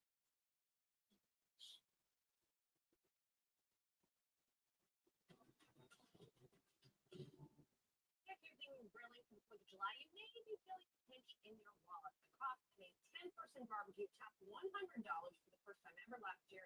That's according to the annual Rainbow Bank Barbecue Index. Yes, the Barbecue Index.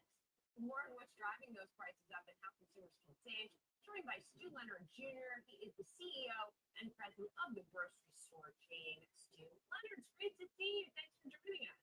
Hi, Julie. Well, happy 4th of July to everybody. And to you, always love to see you in the store talking about what's going on there. So, I mean, where are people seeing the biggest increases? I'm guessing protein. Around the world. Okay, so futures looking good. Okay, let's check. Let's check trace. Okay, so you can see that checking the real-time hedging flows, dealers hedging flows. You can see that line's flattened out from going very steeply higher. Okay, so that's leveling off. That's telling you there's the momentum is slowing.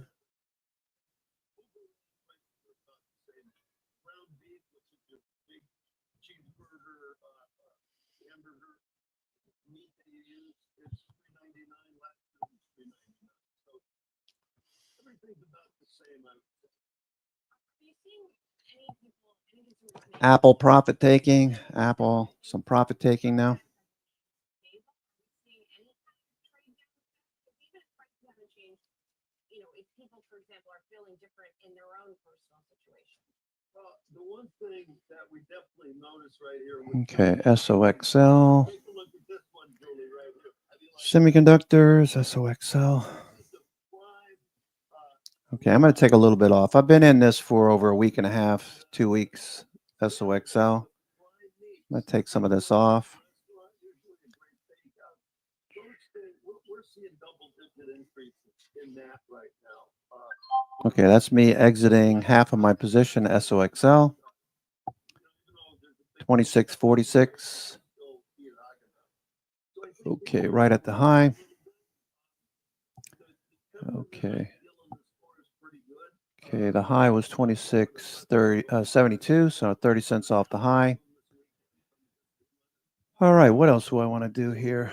Okay, something is surging. What's Boyd Gaming doing? Boyd Gaming, I bought this yesterday, or was it Tuesday? We're looking at Las Vegas Sands. No, it was Tuesday. When Resort. Okay, there goes Las Vegas Sands. Starting another leg up. Las Vegas Sands. I might buy some Las Vegas Sands. On the next dip, I'll buy some Las Vegas Sands. Okay, I don't like buying the highs. I like to look for the 9 EMA. 9 EMA is down here at 45.38, so the 5 EMA is probably closer to 47. Much better entry on a dip. I really, really don't like buying the high, chasing with the crowd. Institutions like to sell into that for whatever reason. I don't think they're selling right now, but it looks like they've been accumulating since late April. All that volume. There's a little bit of selling as the handle built. Las Vegas Sands, the casinos look good. Also, the solars have been looking good. The big banks have been looking good. JP Morgan making a new high. Goldman Sachs making a new high for the week. Wells Fargo. Okay, banks, solars.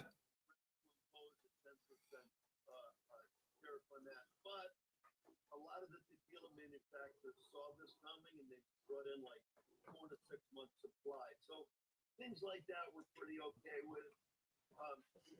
You know, and you see things happening in Europe right now with olive oil. There was a big crop change last year. Everybody paid a fortune for olive oil last year. You could hardly get it.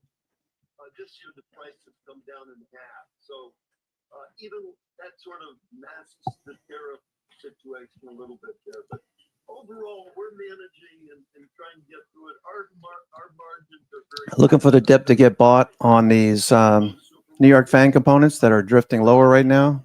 Okay, we took NVIDIA off, nearly top ticked NVIDIA. Okay, that's looking good. Okay, we just took some SOXL off, semiconductors.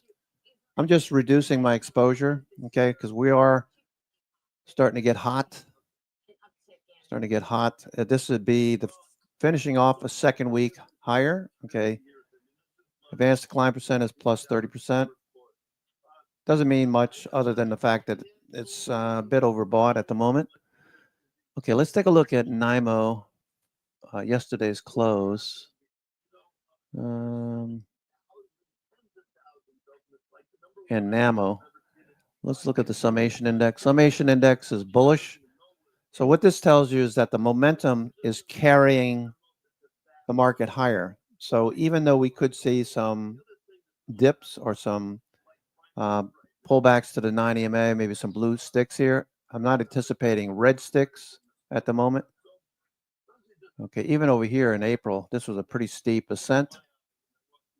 We're starting to extend that in legs. This is a second leg higher after this big first leg.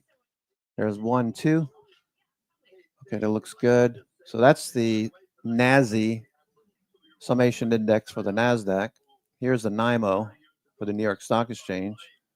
A little less severe, but looking good. Turned up. We got green elder sticks on the New York Stock Exchange. Okay, so we're breaking out. New York Stock Exchange breaking out. Okay, NYSE is breaking out. So when in doubt, you always want to check the New York Stock Exchange. Okay, here's the weekly. We're above the 10 EMA. All right, so pretty significant when you look at this. You got a triple top breakout, NYSE. You're above the 10 EMA. You want to be long above the 10 EMA, short below.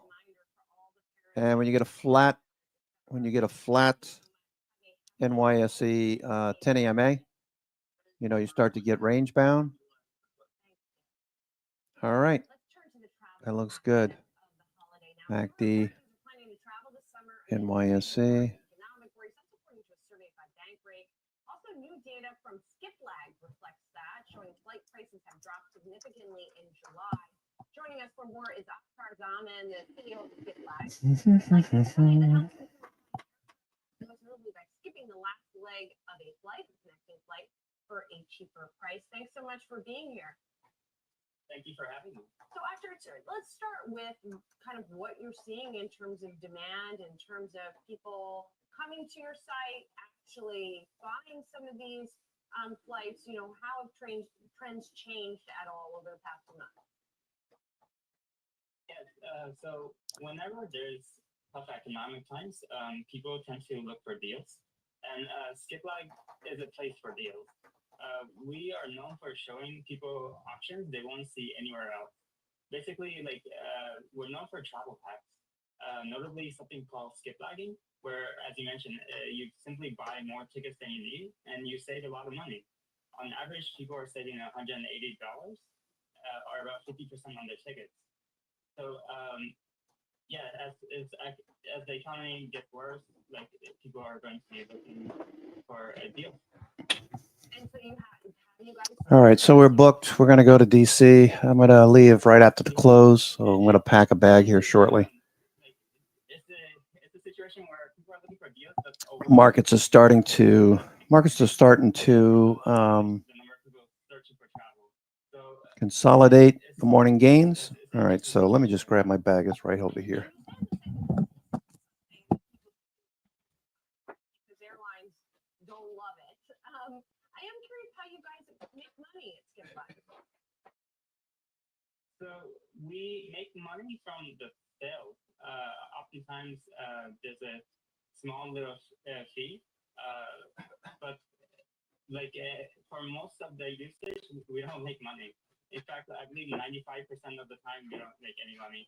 Like, and that's okay because our goal of the platform is to give consumers options to like help their lives improve. Like we help them like do travel that they wouldn't be able to otherwise. Like we've heard from so many families about like the impact of skip life, like being able to see family, their like grandparents for the holidays, that they wouldn't be able to otherwise. So all these things are make it okay for us to not make as much money as we can. Yeah. Gotcha. And also, as I mentioned, the airlines don't like it. They say that this kind of thing isn't allowed. Some of them have sued your company, but they've either dropped the suit or settled with you outside court. How do you sort of prevail in those situations? Yes, like we like are like known for mapping against airlines. Like we're showing consumers twice that they wouldn't see elsewhere, that the airlines don't want them to see because it fundamentally like helps people actually save money. It really goes deep into how airlines price, which is very like counterintuitive. Like they don't price by distance as you would expect; they price by market. We expose it to the consumers and really like help them save money. And they shouldn't do this too often because like saving money is not what the airlines want for consumers. So the airlines would try to put a stop to it if the consumer is taking advantage of it too many times. But in general, like we have almost a 100% success rate. Thank you so much for joining us. Appreciate it. Have a good holiday. You too. Thank you.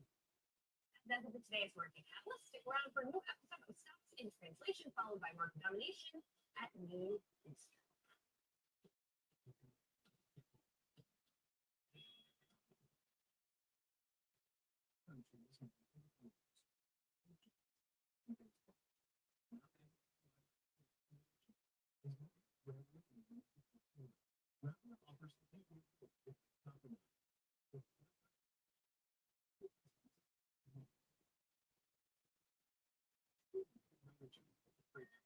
Increase the durability and slippery, but the structure routine, young interior things, the oak features for exclusive options. Celebrate Independence Day with unbeatable deals all month long at Bell & Bell GMC. Get 0% APR on the rugged Sierra 1500, up to $11,031 or lease the versatile Acadia for just $479 a month. Big selection, small town service, and our price match guarantee. All right, looking good. Okay, we're on a really strong buy signal on the 60-minute. Doesn't mean we can't consolidate and pull back a little bit intraday. Right now, just keeping an eye on Trace. This is showing you what dealers are doing. It's a very good signal to watch. Okay, if it peaks and starts to turn back down, that would be a short.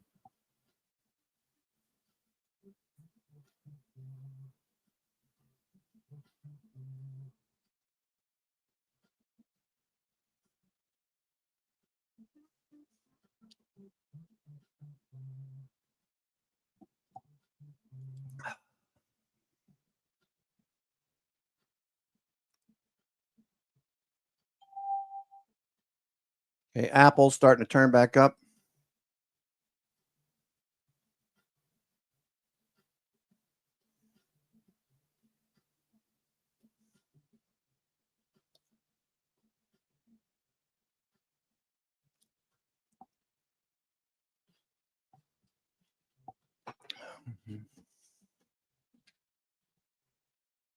Okay, Microsoft looks like it wants to go again. It's not done. Microsoft not done.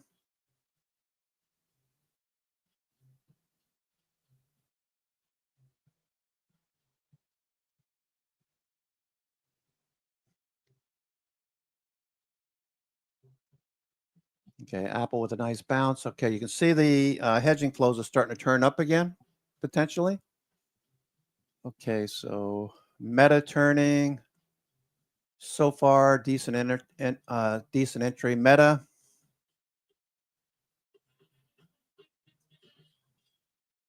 to Stocks in Translation, Yahoo Finance's video podcast that cuts through the market mayhem and the noisy numbers and the hyperbole to give you the information you need to make the right trade for your portfolio. I'm your host, Alec Now, in for Jared Wickery. With me today is the lovely Sydney Freed, aka the voice of Okay, Meta's starting to turn now. Okay, so good entry on Meta. Amazon or YouTube. And to kick things off today, our word in focus of the day is tech. What is going on with the rise of AI, and how should you position your Okay, I was thinking about this this morning. I was laying in bed, just getting ready to get up, and you know, buying dips are one of the things that I think you should definitely practice doing, especially as a day trader or short-term swing trader. Practice buying dips. Okay, so don't buy the high of the day. Even if it looks like it's just going to keep ripping, you have to pass on the trade. Look for the dip. Now, Meta. One of the things I want to point out on Meta is dip buying on the left side of this peak. Much higher probability. When you're on the downward side or the right side of this peak, much more susceptible to failure buying intraday. All right, so the daily's on the right. Okay, here's the intraday. I just bought the dip right here. No buy order block. You know I like to see buy order blocks. None here, so it's a little bit more risky. Plus, we're on the right side of that peak. So on upward swinging legs, much higher probability that the dip is going to get bought. On the right side of the peak, less probability. Does that make sense? Okay, let's look at this on a 60-minute Meta. Let me just check the Meta daily, Meta daily weekly. Okay, so we're a little bit extended. We're at a double top, so there's potential there. There's your daily. So we're at the 9 EMA, so there's a potential this continues. Okay. Look at the 60-minute. Okay, so we need to get back above the 20 EMA. That needs to turn up. So this is a little bit more risky. Okay, over here you can see how buying dips makes more sense. On the leg up, we take profits, drops back down below the 20 EMA. Now we're trying to get back above and continue this trend. With all the New York fangs turning up, most likely we'll get some activity on Meta too. Meta, we have a stop underneath the yesterday's low, right around 712 would be a good level. That's $5 from current level. $700 stock, $5 stop is not that big a deal from my perspective. You have to, otherwise you'll get taken out, most likely. Okay, so Apple trying to make another leg higher. Apple.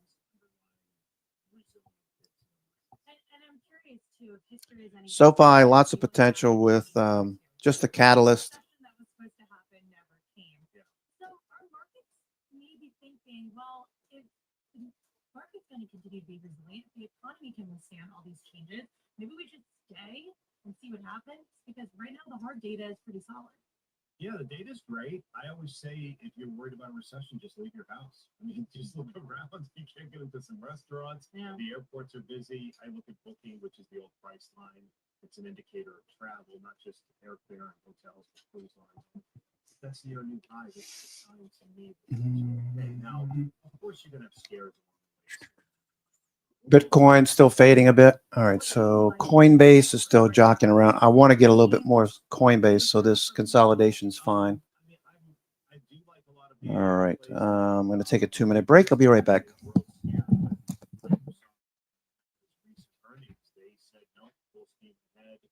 We're still spending money, capex expenditures, still putting a lot of money into AI. So it's not just AI, but I'm noticing some space names with a lot of great themes. But that's like another 2-3 years down the road. Some retail, not just apparel, but restaurants. I've seen the Texas Roadhouse and Shake Shack and Dutch Brothers. Some of these are near new highs. So there's not just that, but energy as well as a play off of the demand for the energy grid for companies. So there's a lot of sectors. And you're alluding to the fact that we've seen this broadening out of this market. And within tech in particular, we always talk about NVIDIA. We're trending near records. Do you Yeah. think this is still an undervalued stock at these levels? Well, I think it's made a big move, and the big move it made, call it from split adjusted, whatever, 10 to 140. And when stocks and the markets make big moves, they kind of need to digest a little bit, just like after a big Thanksgiving meal, you kind of need to lay sideways on the couch for a little while, sometimes longer. But my point is, it made a big move. It gets to be overcrowded. And a year ago, June, it was 140 something, and now it's just cracking to 140, 150. So it made a big move. It's consolidating, and I still think it still has more upside. Do you recommend buying? Because I'm always curious, like for people who are more passive investors, Yeah. if buying the actual stock is the way to go, or simply investing in an ETF, Yeah. either a chip ETF, or if you use just something to follow Yeah. exactly the markets. What do you think? It depends on your personal preference. I always say do what works for you. Some people don't want single stock risk, so SMH is one of the main semi ETFs. 21% of it's Nvidia, and then you get 10% Broadcom and Taiwan Semi. So that gives you great exposure to that trade. If you don't want single stock risk, then use an ETF or the Qs for, like, as you alluded to. Or if you want single stock risk, you can take a long, I always just say manage risk. So even though I might be bullish and optimistic on things, when things turn against you have to always have some sort of risk management in place. And if Jared was here, he would tell you. I sit next to him and I ask him every day, is now a good time to buy NVIDIA? What are the technicals showing you? Because it's one of those trades where you do have FOMO if you're not in the market. Yeah. And you talked about the AI productivity boom. Do you think that's being underpriced at the current moment? I think that there are people way smarter than me, and I know that's a large sample size, but there are people way smarter than me saying that this is bigger than the internet. Like Mark Andreessen, for example, 2010 or 11, he wrote a piece called "Why Software is Eating the World," and he was dead right. And now he wrote a piece a couple of years ago about AI, how it's going to change our lives. And there's smart venture capitalists and smart minds that are talking about this is going to be like there's still a long ways down the road. So I think it's there's still a lot left to this move. I'm curious, as a portfolio manager, how you find the next big stock. I know that's what everyone wants to know. If we don't do it, we'd all be bad. But like, what is the next NVIDIA, or what are the indicators that you look for in a stock similar to in the chip space that makes you think that's going to be the next breakout star? It's a great question. I study, as I said, I'm kind of a market nerd, where historically what causes a stock to go up is earnings and sales growth. It's almost like a simple concept, but people forget, like, if you are growing your business, you start a small business and you go from $1 million in sales to 10 million in sales, guess what? Your small business is worth more. So it's the same concept. So if a company historically, we looked at McDonald's before it was McDonald's, and Microsoft and Home Depot, and what caused all of these huge moves was earnings and sales growth. So I'm looking for something now that has very, very strong earnings and sales growth. Because as long as the market's cooperating, for the most part, that'll help their stock appreciate.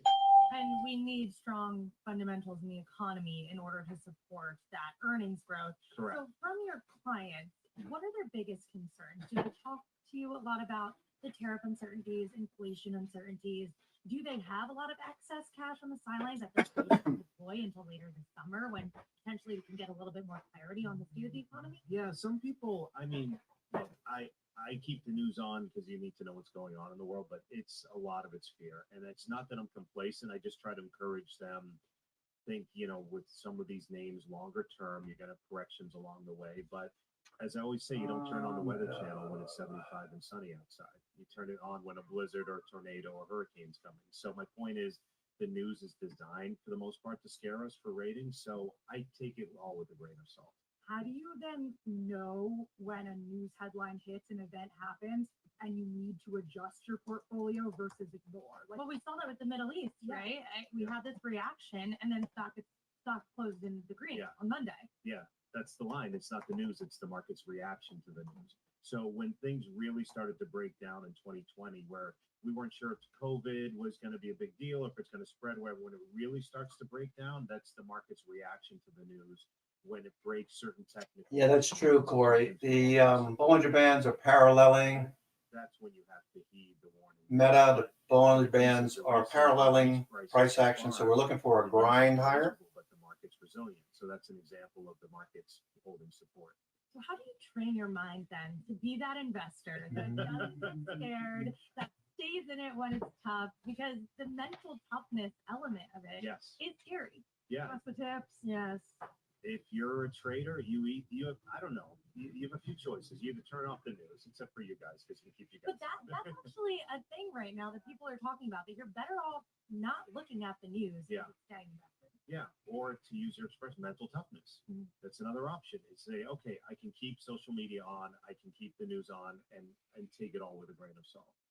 Or your other option is blame your parents for raising a wimp. Those are your other options. I always try to frame it too, and we've seen a lot of aggressive dip buying, especially on the Yeah. part of retail traders, that when the market goes down, to view it as more of an opportunity Yes. rather than a scary moment where you're going to be losing a lot of money and not focus on the red in your Yeah, portfolio. what's that line with the market's the only place where when things go on sale, people run. Otherwise, people usually go for sales and stuff. It just all depends on your time frame. With the indexes and the ETFs, over every 10, 20, 30-year period, they go up. They're designed to go up because they take out the weaker stocks and put in the stronger ones. But with individual stocks, you do have to be a little bit more careful because they don't always come back. So it just depends on your time frame and your strategy. This might be an odd thing to ask, but are there any pullbacks you are anticipating in the next few months? Any events that investors should watch out for that could cause a pullback? I wouldn't be surprised this summer to see a pullback. August and September, again, being a historian, August and September are traditionally two of the weaker months of the year. So a lot of people go away, Hamptons, all that stuff. So you tend to see a lot of institutions might sell and just take some time off in the summer. Or should people stay? I mean, we have Yeah. Jackson Hole in August, Yeah. and maybe have a Fed cut coming in September. Yeah. How much of a catalyst? Again, it's the questions you're asking are awesome. I know, it's just, a crystal ball. it's just impossible to answer because if you tell someone who's dollar cost averaging in ETFs over 30 years, it doesn't matter. But if someone's actively managing a portfolio and things have been strong over the past month or two, then maybe going into July, you could take a little bit off the table. But again, it's just it's just a case by case basis. Oh, we saw the sell in May go away. That Yeah, how did didn't that work? that didn't work out too well. But Joe, stick it right there. We will need to take a short break. But we'll be right back with Joe and more stocks and translation next. Are you ready to master the markets and, dare I say, become a better investor in the process? Yellow Finance has you covered with our new full suite of original podcast content. Whether you're a seasoned investor picking up new trends or you're just starting your financial journey, we offer invaluable market insight and strategies from some of the most influential minds on Wall Street and the boardroom for key insights to help boost your portfolio, build your wealth, and make you a successful investor. Join us on yahoofinance.com, the Yahoo Finance app, your favorite streaming platform, and wherever you get your podcasts. Summer sports are heating up. Join the action and play your way with ProfitX. At ProfitX, you're not stuck with house odds. You play here, so you can call your own shots and keep more of your wins. Back to WNBA sharpshooter. Made a favorite or fairway. Right up. Just better prices and real Okay. Okay, you can see how dealer hedging flows has turned back up again. Dealer hedging flows turning up again.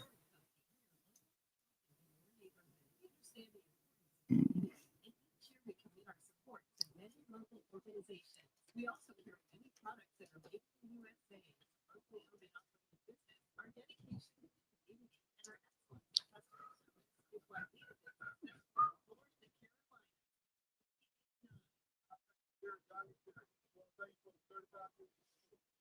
Okay, looking good.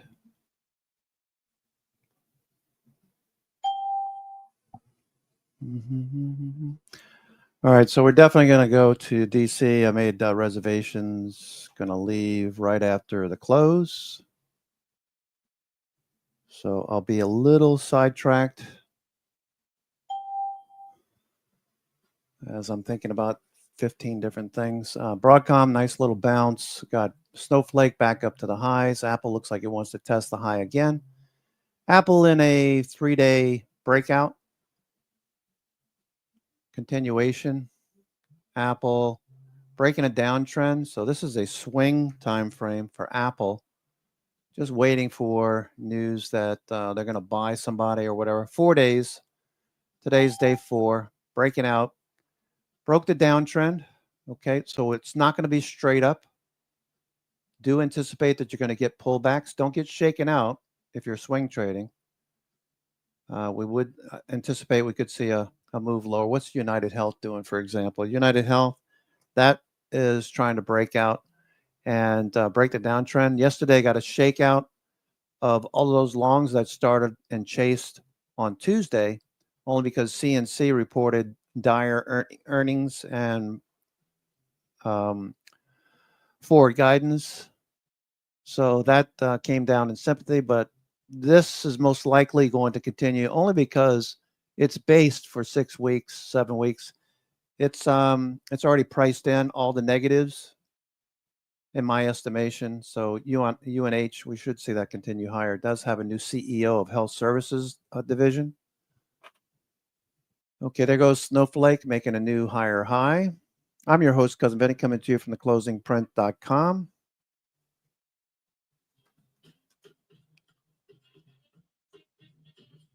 It is Thursday the 3rd. Going to spend July 4th in DC. That's the first time. That'll be the first for me. Within this market right now, whether it be from the economy, whether it be from the Fed, and you were saying that it depends on your time horizon. Yeah. So how does that differ when you're a long investor versus maybe when you're near retirement? Well, they say as you get closer to retirement. Okay, CONL.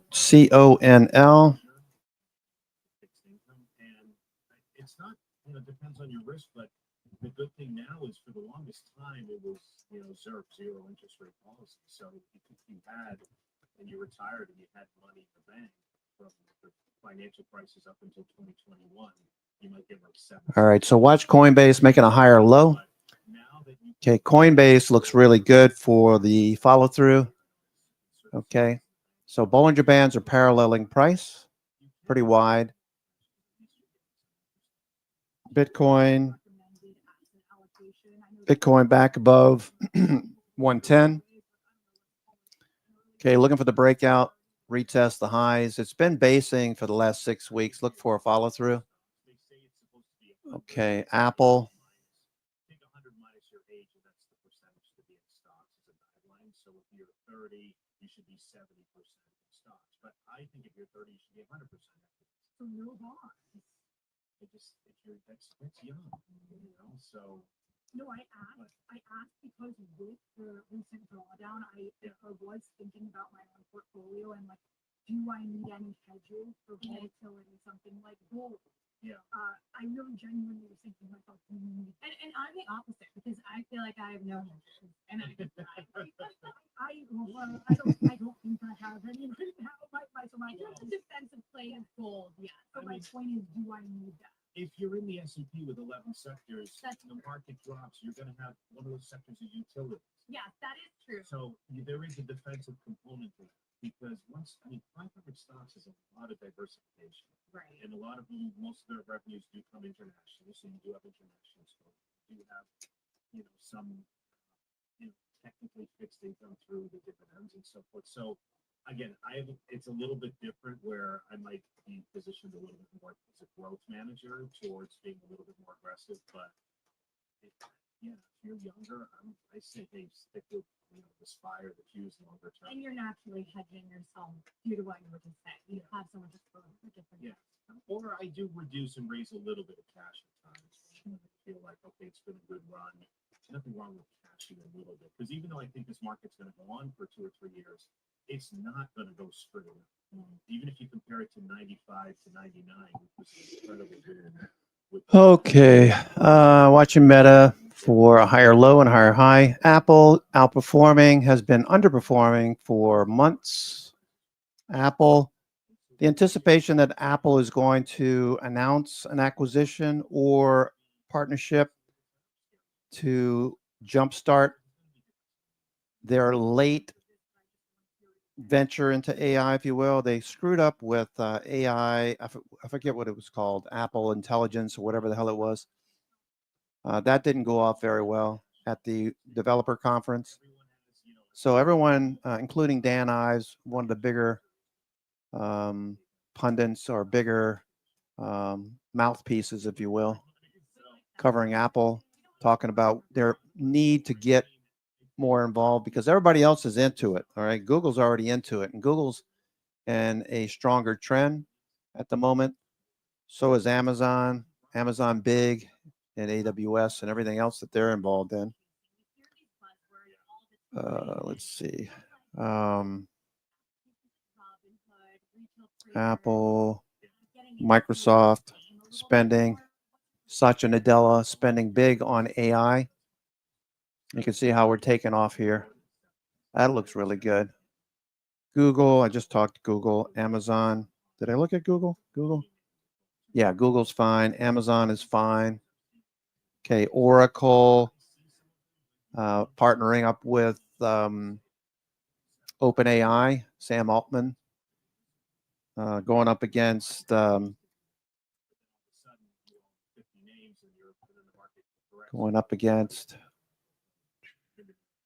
Tesla. Tesla looking for a continuation. Tesla looking a little better. Might pop through this area. Okay, so we looked at this as a base on base pattern. At least I am anyway. I don't know what everybody else is doing, but this is a base on base pattern. Okay, so pretty obvious. Here's the top of the base. Okay, the top. Okay, so you got this first base. Okay, then we take off to the upside and we start producing the next base, looking for this to take off to the upside. If you get involved with all of the commentary on the news, you lose sight of the fact of what's actually happening in price action.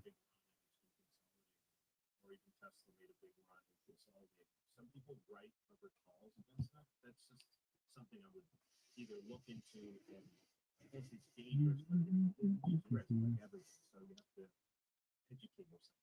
Or you use it as an indicator of what some of the bigger institutions are doing. I follow what they're doing because whether it's someone like a Bill Ackman or even Carl Icahn when he got into his Netflix position, they do it all through options, big blocks of options, in the money options. Some of the activist investors do that as well. So because liquidity is an issue. So if you want to buy 200,000 or 1 million shares, buy 2,000 contracts, and then they automatically execute that for you. So I like to watch what they're trafficking in because it gives clues. That's smart. That's smart. And I want to switch gears to a segment we like to call lost in translation. And this is what the market may be misunderstanding. And I want you to explain why the Netscape web browser release is similar or different from the ChatGPT release. Okay, so that's Tesla. This bull market that, let's say, okay, base on base pattern, looking for a break to the upside. So keep an eye on volume and price. Volume started to pick up yesterday. There was actually a chart from Bespoke Investments, which I found very fascinating because the crack invention of the time was Netscape browser at the time. And Well, the last time this was really negative was back in the first week of June. We had that big spike in volume. Prices dropped back down to the 50, but recovered. So that's telling you right there a little story. You get the big selling volume. the first week of June. Prices immediately jumped back up above the 50 and 200 day on above average volume. That's institutions buying the dip. Okay, everybody else is selling. They buy the dip. The news constantly attacking Elon. Elon attacking himself in a lot of ways. But regardless, looking for this to be moving higher. So we're watching for confirmation. Volume yesterday is starting to show confirmation. It's still left to be seen if we can get back up to the upper Bollinger Band and the top of this pattern. I'm assuming that we will. So starting a position with a stop underneath today's low or underneath yesterday's low makes perfect sense. I believe deliveries were looking better from what they were saying. Anyway, there's no need to do much of anything today if you don't want. Are we going to close early today? What, at 1 o'clock? So I'll be leaving here like shortly thereafter. Get the hell out of Dodge. I want to get on the road towards DC before the traffic starts building.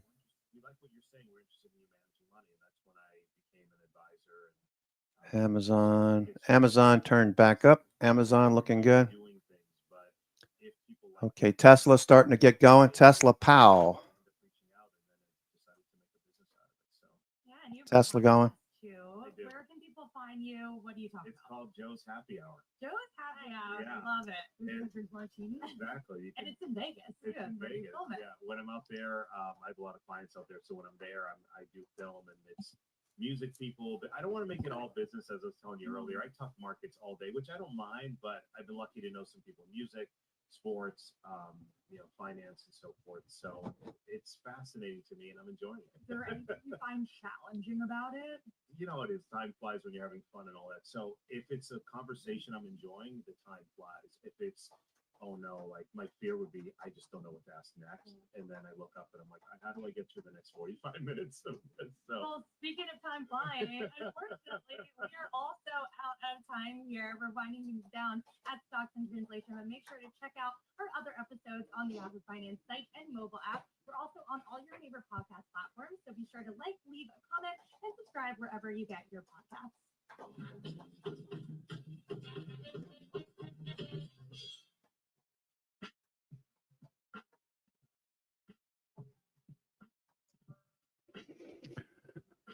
Okay, Meta turning the corner. All right, so I'm going to move my stop up to even here shortly. Okay, Meta.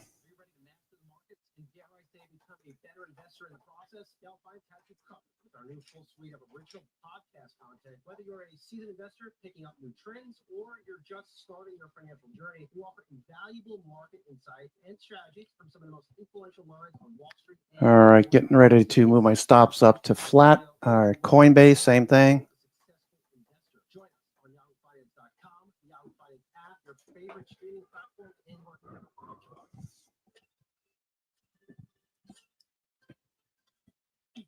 To an adventure with Netflix about to break out. Feel the temperature rising as you travel to the heart of the tropics. Journey further into secluded islands. Netflix about to break out. Dark caves for hidden treasure. Dive into the depths of the ocean, navigating perilous waters to overcome obstacles and experience the thrill of victory. Get ready for a solitaire experience unlike any other. Download now and play for free.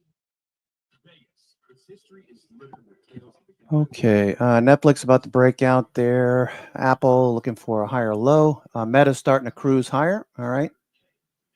So if I can make 50% on these calls on Meta, I'll take the 50% and just call it a day. Okay, so I have next week's calls. If I can make 50% today, hey, I'll be out.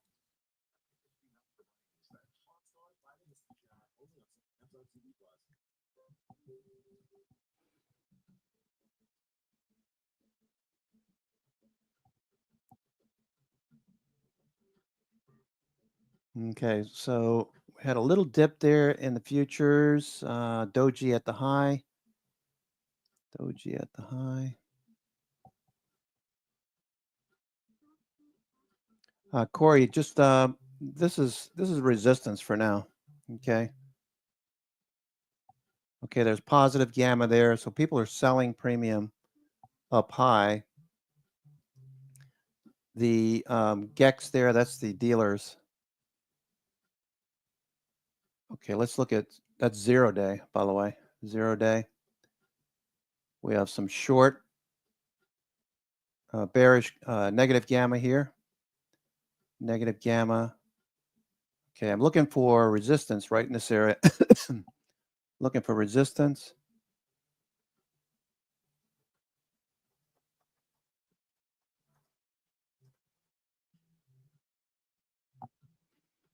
$62.80.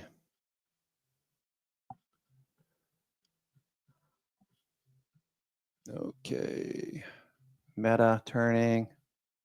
S&P. S&P, nice move on S&P. Okay. So previous daily high and low. Okay. Jeez. Markets are killing it. Okay, we're up 30%. Markets are up 30%.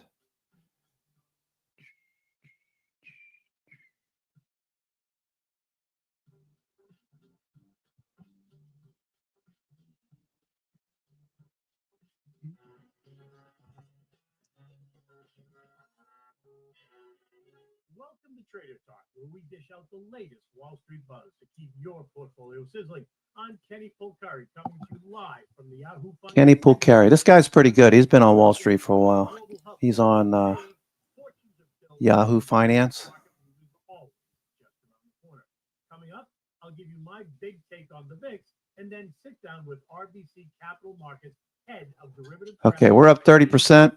Silverman, and I'll share with you my lemon frigotta fettuccine recipe at the end. Now, let's jump into my big take. It always feels safer right before it gets dangerous. When you see the VIX at its lowest, when your account is up and the headlines are quiet, that's when most investors right now. Truth is, today's market, pieces only illusion. One unexpected Trump tweet can instantly send stocks. RSI showing muscle. Why? Because so much of the market is going to run by computers, react in seconds to every headline. Trump doesn't need to law. Kenny's a good chef. Yeah, I've been watching his menus. Good menus.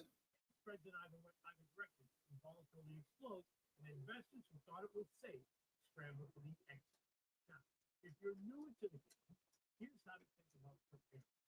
Don't get too comfortable when it's a time. No volatility doesn't mean risk is gone. It just means it's fighting.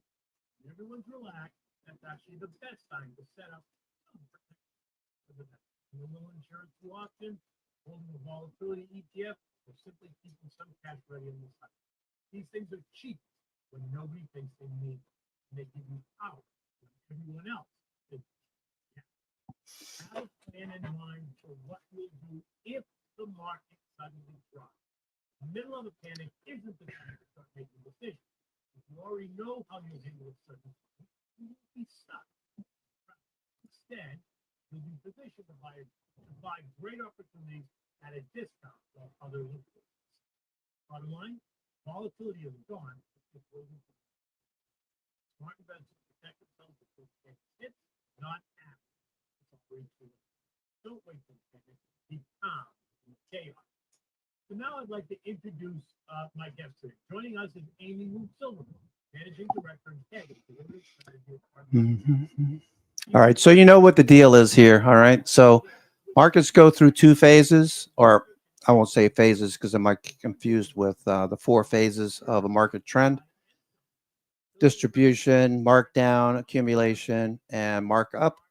What I'm talking about here is we trend, we consolidate. We trend, we consolidate. We trend, consolidate.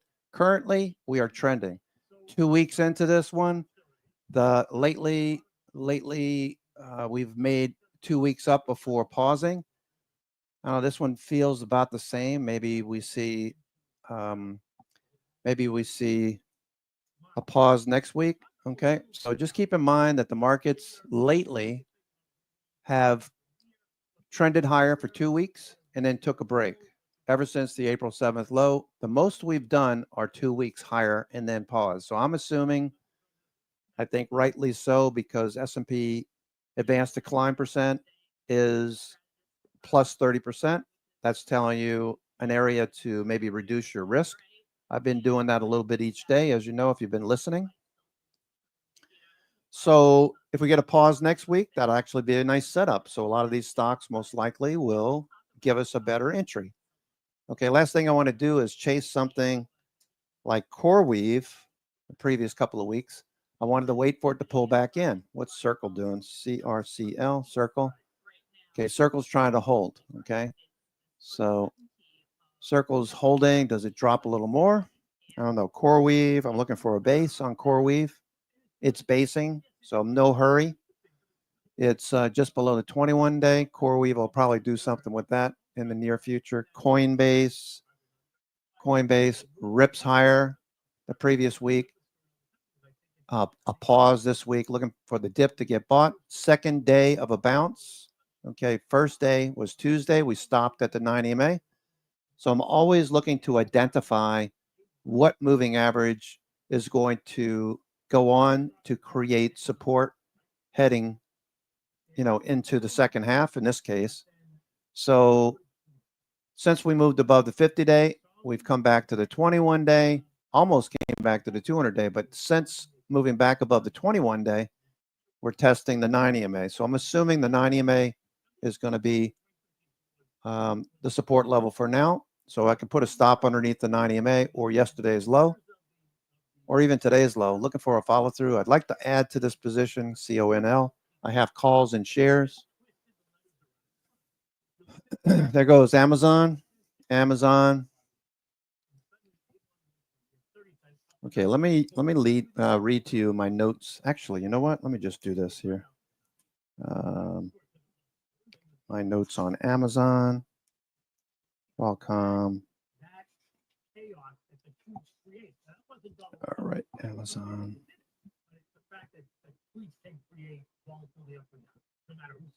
Absolutely. And you think about the way social media disperses things now, to the meme frenzy, that was very options related phenomenon that hasn't really gone away. It might not be on GameStop now or AMC, but if you were in a coma at the beginning of the year and you just woke up, you would have thought nothing's happened. Michelin Star.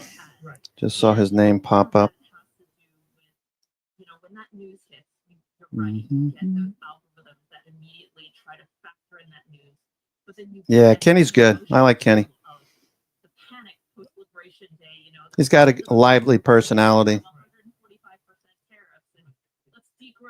Persona.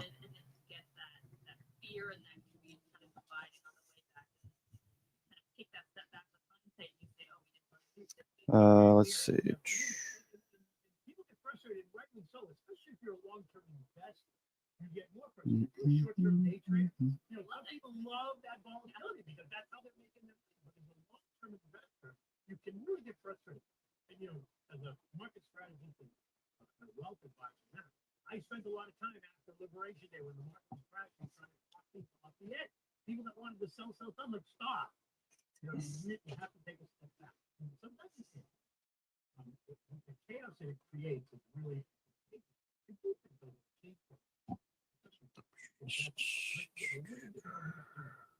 how that happens. Casino-ish, but really isn't. But you can't help but say it is. So talk to me about where we are in volatility now. We're mid-year. What do you think is happening for the rest of the year? And how do you think maybe investors invest, not day trade, but investors should? Yeah, so one thing I'll say is, one thing we look at is how volatility is. No, I'm not interested in your phone call. 12 months out. So we call that the volatility. But it's essentially a way of saying, what are your expectations in the future for how volatile this market will be? Right now, near term, it's actually pretty complacent. We were talking before about the fact that it looks like Iran is trying to de-escalate the situation in the Middle East. So, we had that quick pop in the mix, but now we've decided. What is really interesting to me is when you look at that chart structure, 3 months out, 6 months out, 1 year out, there's a lot of curves. Right, so that's very interesting because I just want to make sure that the audience understands. The short term is 3 months. Is that what's the short term? Under 3 months. Under 3 months, right? So right now that's fairly complacent. People are not that worried. But if you look out 6 months or a year from now, they're much more worried. Which means what are they doing? What's happening to the price of that?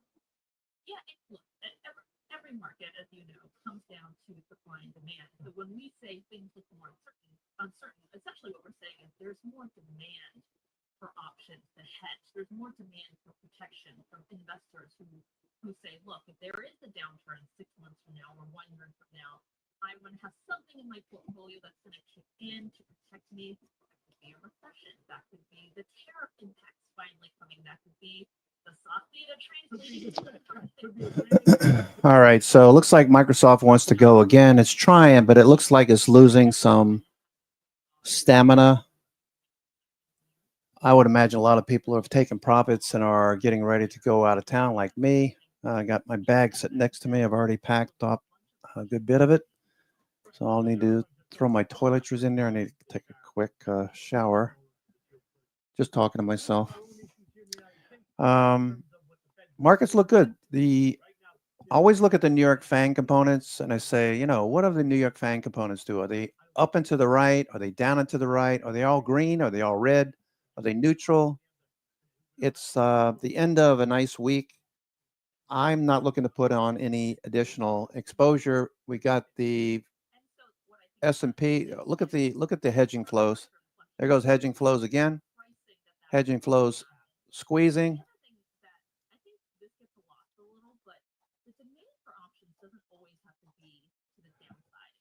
Big move here. Okay, hedge flows are squeezing. Okay. So what time we close? At 1 o'clock? I want to be out of here at 1:15. Okay. So where does an investor see that? Okay, we made another leg higher up against that resistance. Let's see what 0 day is saying. 0 day. Okay. All right, so we got a couple of levels of resistance. Let's make it really straightforward. And where are the December ones trading? Where are next year's trading? And you can kind of, if you plot that in a graph, you can kind of see those points start to go up. And to be fair, those points normally should go up because you really know what you're going to do this weekend. Wow. Okay. Do I have those SPY 620s left? Do I have any left? I'm going to take a couple of these SPY 620s off. Okay. Okay. Semiconductors. SPMO doing well. Target doing well. It's off a little bit today.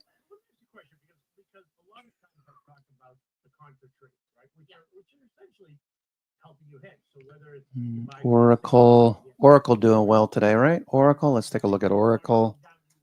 I joined you guys on Oracle yesterday. Midway through the day, Oracle continues. I'll hold on to this one. Let's see. Oracle teaming up with OpenAI and Sam Altman's group. I got September 250 calls. Okay, those were 40 deltas yesterday. They're probably 45 now. Okay, beautiful colors.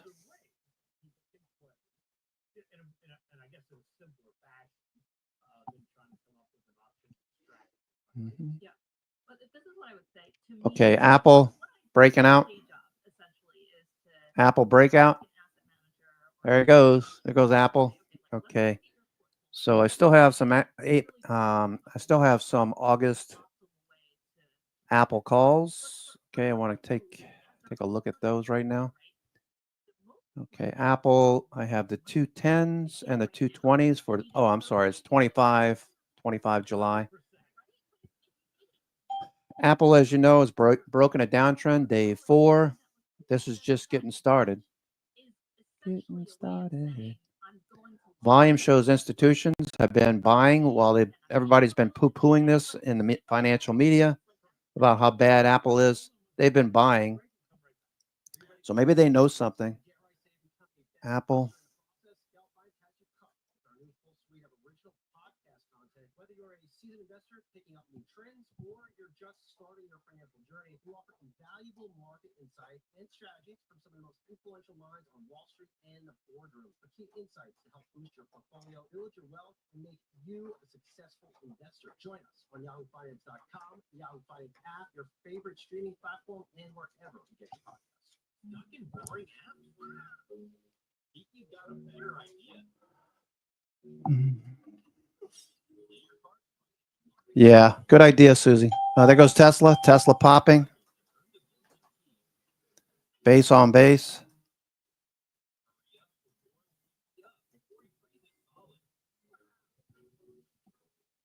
Okay, there goes Microsoft. Microsoft.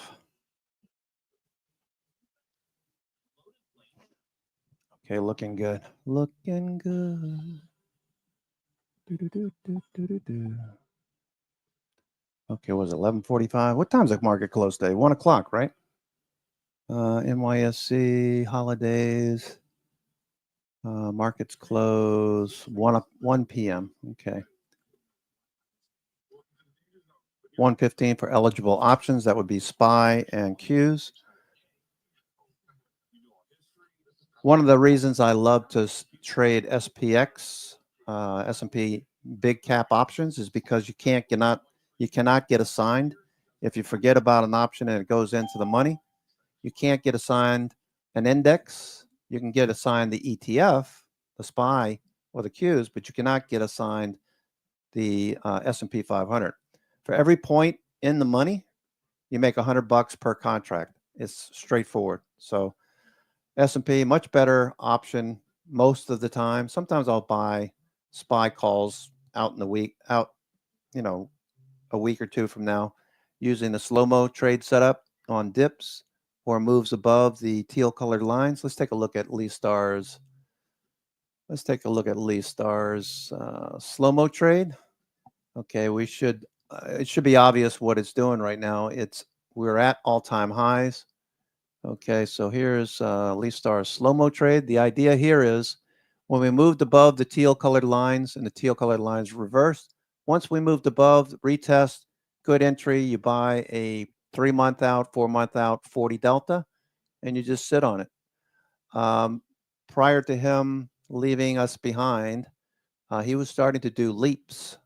So he'd look out, 6 months to a year and buy those. All right. So this last dip, or the previous dip back there in May, was bought. This last time 2 weeks ago, got bought. This is 60-minute time frame. And now we're just ripping higher. So I had the 620 calls for that reason. Those are looking good. Okay. Apple at the high. Wow.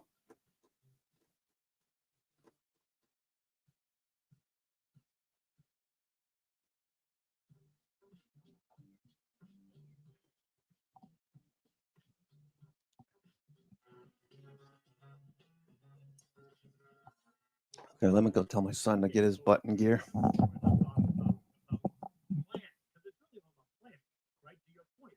Say to a lot of people, if they need the money for their kids' education 6 months from now or a year from now, if you want to play really safe, take it out of the market, leave it cash. Just put it in treasuries.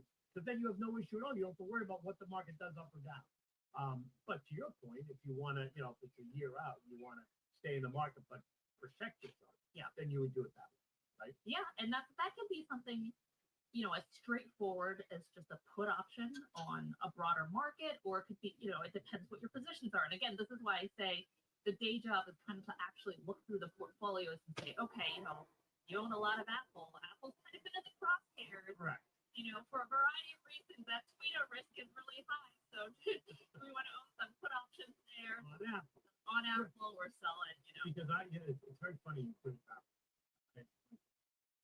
Extreme fun. This comes in line for 30 years. Any money he had, when Apple was traded $12, he just took money in Apple. That was a good idea. It's a great idea. It's very good. It's a $20 million portfolio. But it's all out, right? So there's no diversification completely. And so this particular, but trying to hedge it, trying to create some income because you can certainly create income. Absolutely. So, another thing, it's funny because people use the word correlation to just say, how much of the food fell. All right, Apple looking really spunky here. Apple. I think we're going to see good things on Apple going forward. Now that it's shifted gears, a interesting tidbit. If you know Ziggy Z has been an Apple. I think he's been the longest Apple shareholder in our trading room. Ever since we opened the room in 2016, I know that Ziggy's been long.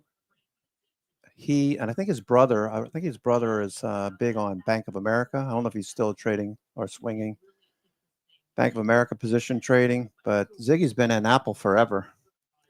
So even on these disappointing little dips here, he's been long, doing a great job.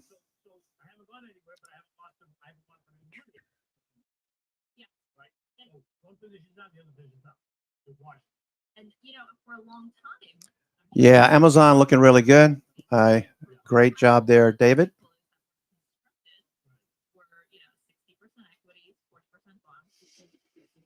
Okay, Tesla looking for Meta to get something going too. Netflix new high of the day.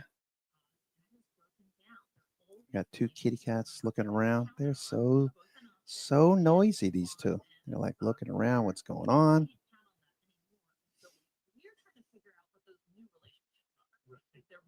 Okay. Netflix new high of the day. Amazon's pushing the highs. Snowflake new high of the day. Tesla turning, looking like it wants to break out. Tesla.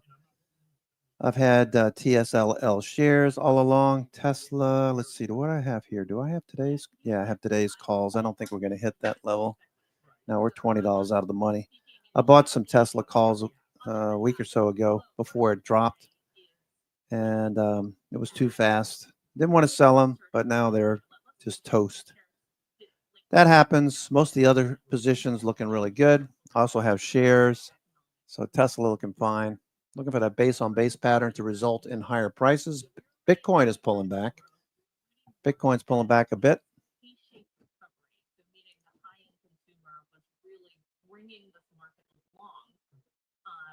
Was also starting to wane, and this is prior to throwing in the tariff risks. Yeah, Netflix, nice work in the room.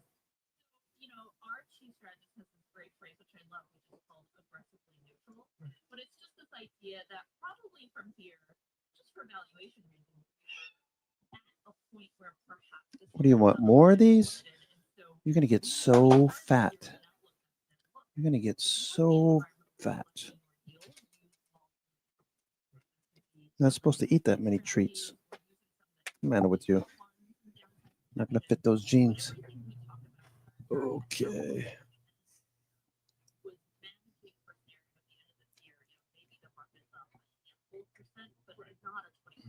And so that's the exact point. Look, we had a couple of years where the market was up plus 20%.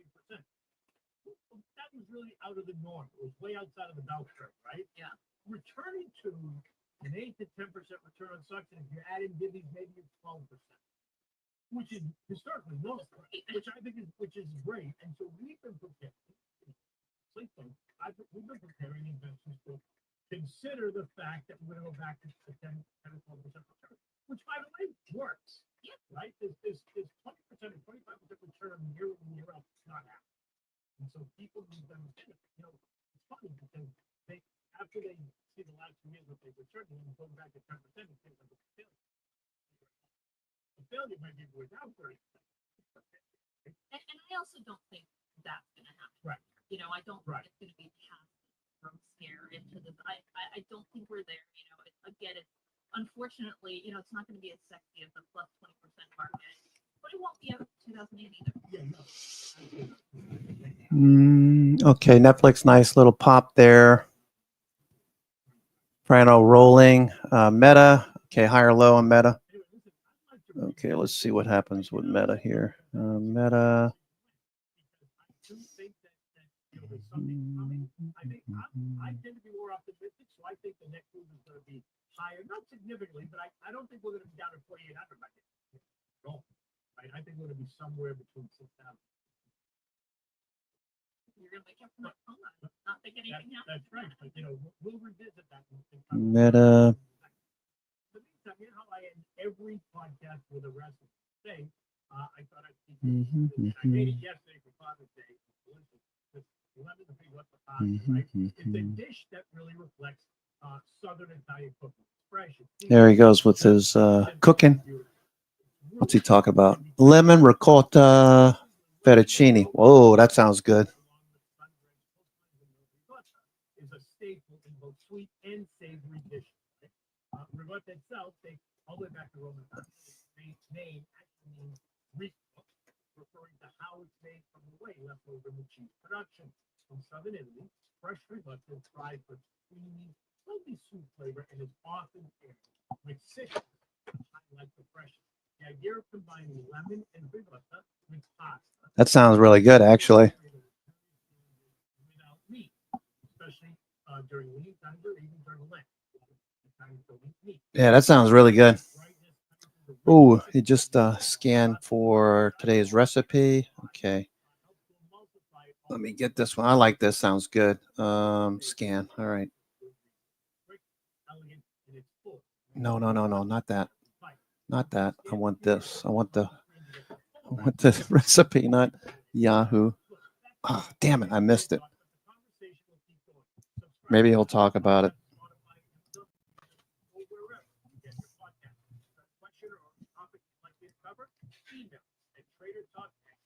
Okay, so 60 minutes still on a buy signal. Futures. Watch Meta. Watch Meta.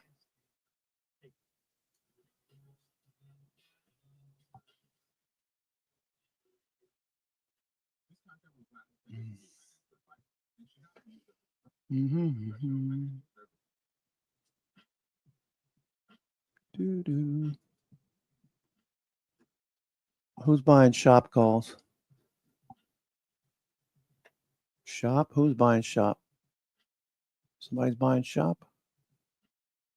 I don't see shop on here.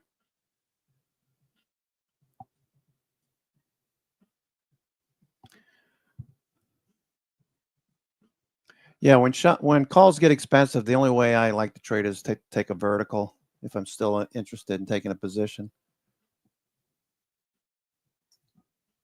Okay, so we're starting to see profit taking. S&P, some profit taking here. Okay, be careful. Got some profit taking starting to hit the market.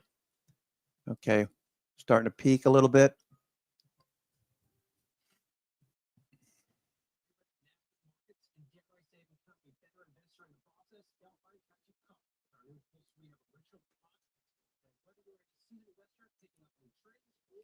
S&P is plus 30% from the April 7th low.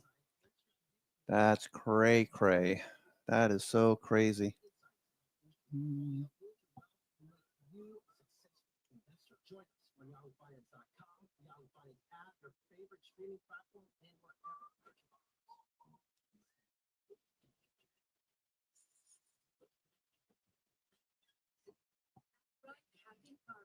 save the mini ticket. Great job. You did it. Got the vote. Now keep that and Okay, let me make sure I got my reservation. This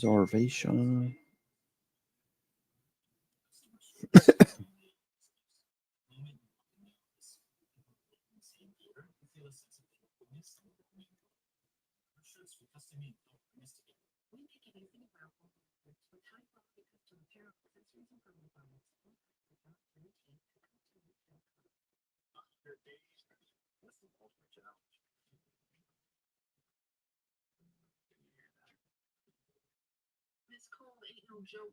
Might be frostbite. This place will crush me. Oh my God.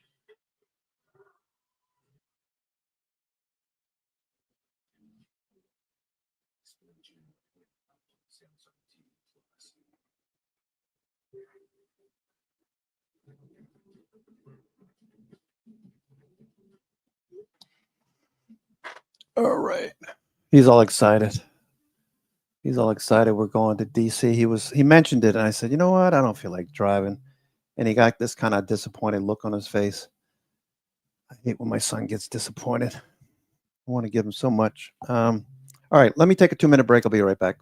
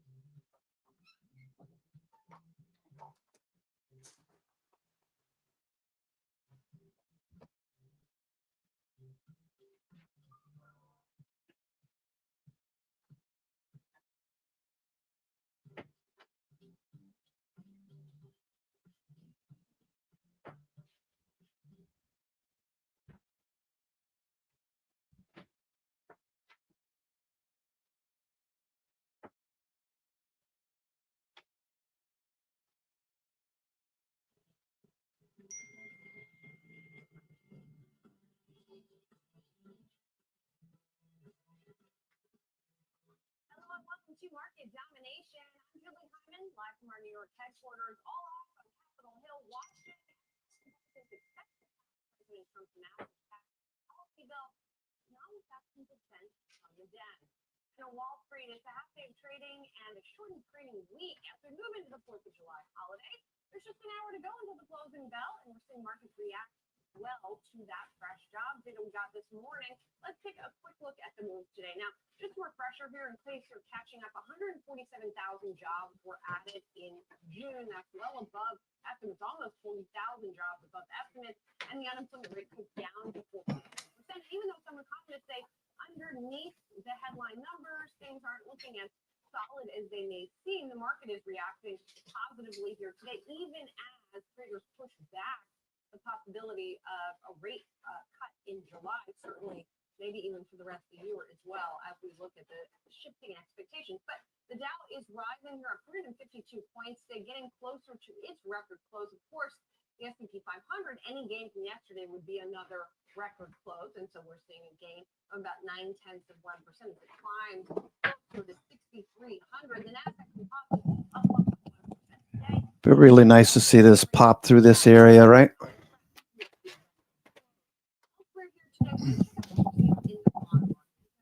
I mentioned, the expectations are shifting. That means bond yields are getting bigger moves, and then seeing a big increase there. We also continue to watch the U.S. dollar. The dollar has been the euro lower versus the U.S. dollar. And interesting, as we see a bit of risk on today, gold prices are falling. Elsewhere, just a quick mention of some other things that we are watching. Here's the Dow Jones Industrial today. JP Morgan once again trading at a record in today's session. Add it to the list of all the many records that we are watching.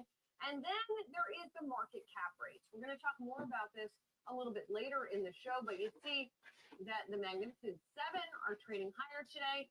And look at the market cap here. So Microsoft trading at a cool $3.7 trillion valuation, but bigger than that, NVIDIA. NVIDIA shares are at a record again today, and we're closing in on $3.9 trillion, getting ever closer to that $4 trillion market cap. So we're going to keep watching that, and we'll talk about it with Dan Ives, who's also been on 4 Trillion Watch later in the show. Let's bring in our team coverage here. David Miller is co-founder and chief investment officer and senior portfolio manager at Catalyst Funds. Our Washington correspondent Ben Worshful with us, and our Federal Reserve correspondent Jennifer Schonberger, all joining us live to break down the latest. We're going to start with Ben here to get us started on where Trump's big, beautiful bill stands Right now, we are still waiting for that final vote, right? Yeah, so we are 6 hours at this point into from House Minority Leader Hakeem Jeffries' speech. This is insane. In House Parliament, is a magic minute, but he can talk for as long as he wants. It's clearly an endurance test at this point. So he will have to yield the floor at some point. And at that point, as you mentioned at the top, President Trump is expected to get his big, beautiful bill passed. The big breakthrough here came overnight at about 3 a.m. when a key procedural vote only saw one Republican defection on it after there was multiple dozens who were wary of the bill just as recently as yesterday. That's a very good sign for House Speaker Mike Johnson and the final vote, which we are expecting in the coming hours. The phase we're in now, I will add, is I think we have kind of moved past the sort of whether or not this is going to pass phase, and we're into the court of public opinion about this bill. This is what this speech from Jeffries is about kind of making the case to the larger public as to why, from his perspective, this is a bad bill. President Trump is going to be in Iowa later today, so I think we're going to hear a lot more from his side.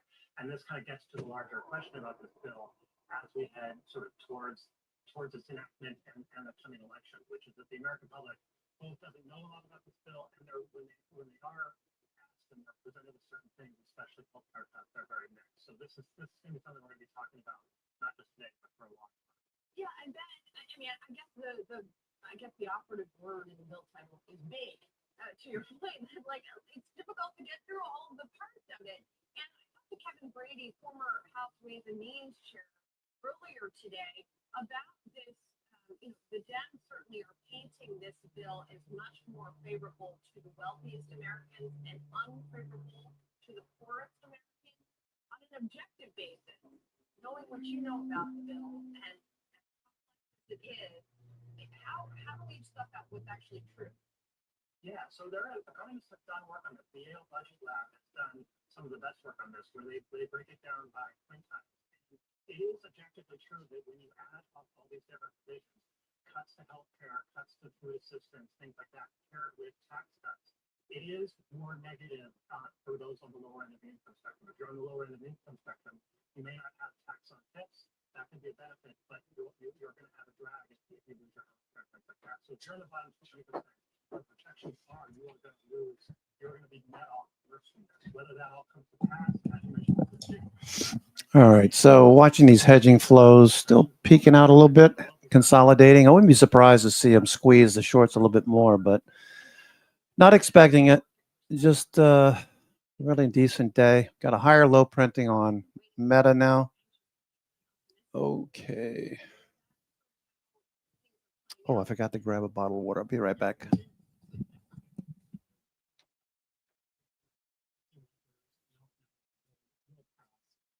it's a really clear shift in the administration's priorities, which we've clearly seen, how upset Elon Musk has been about it. I don't think the key question is this better for wealthy people or poor people?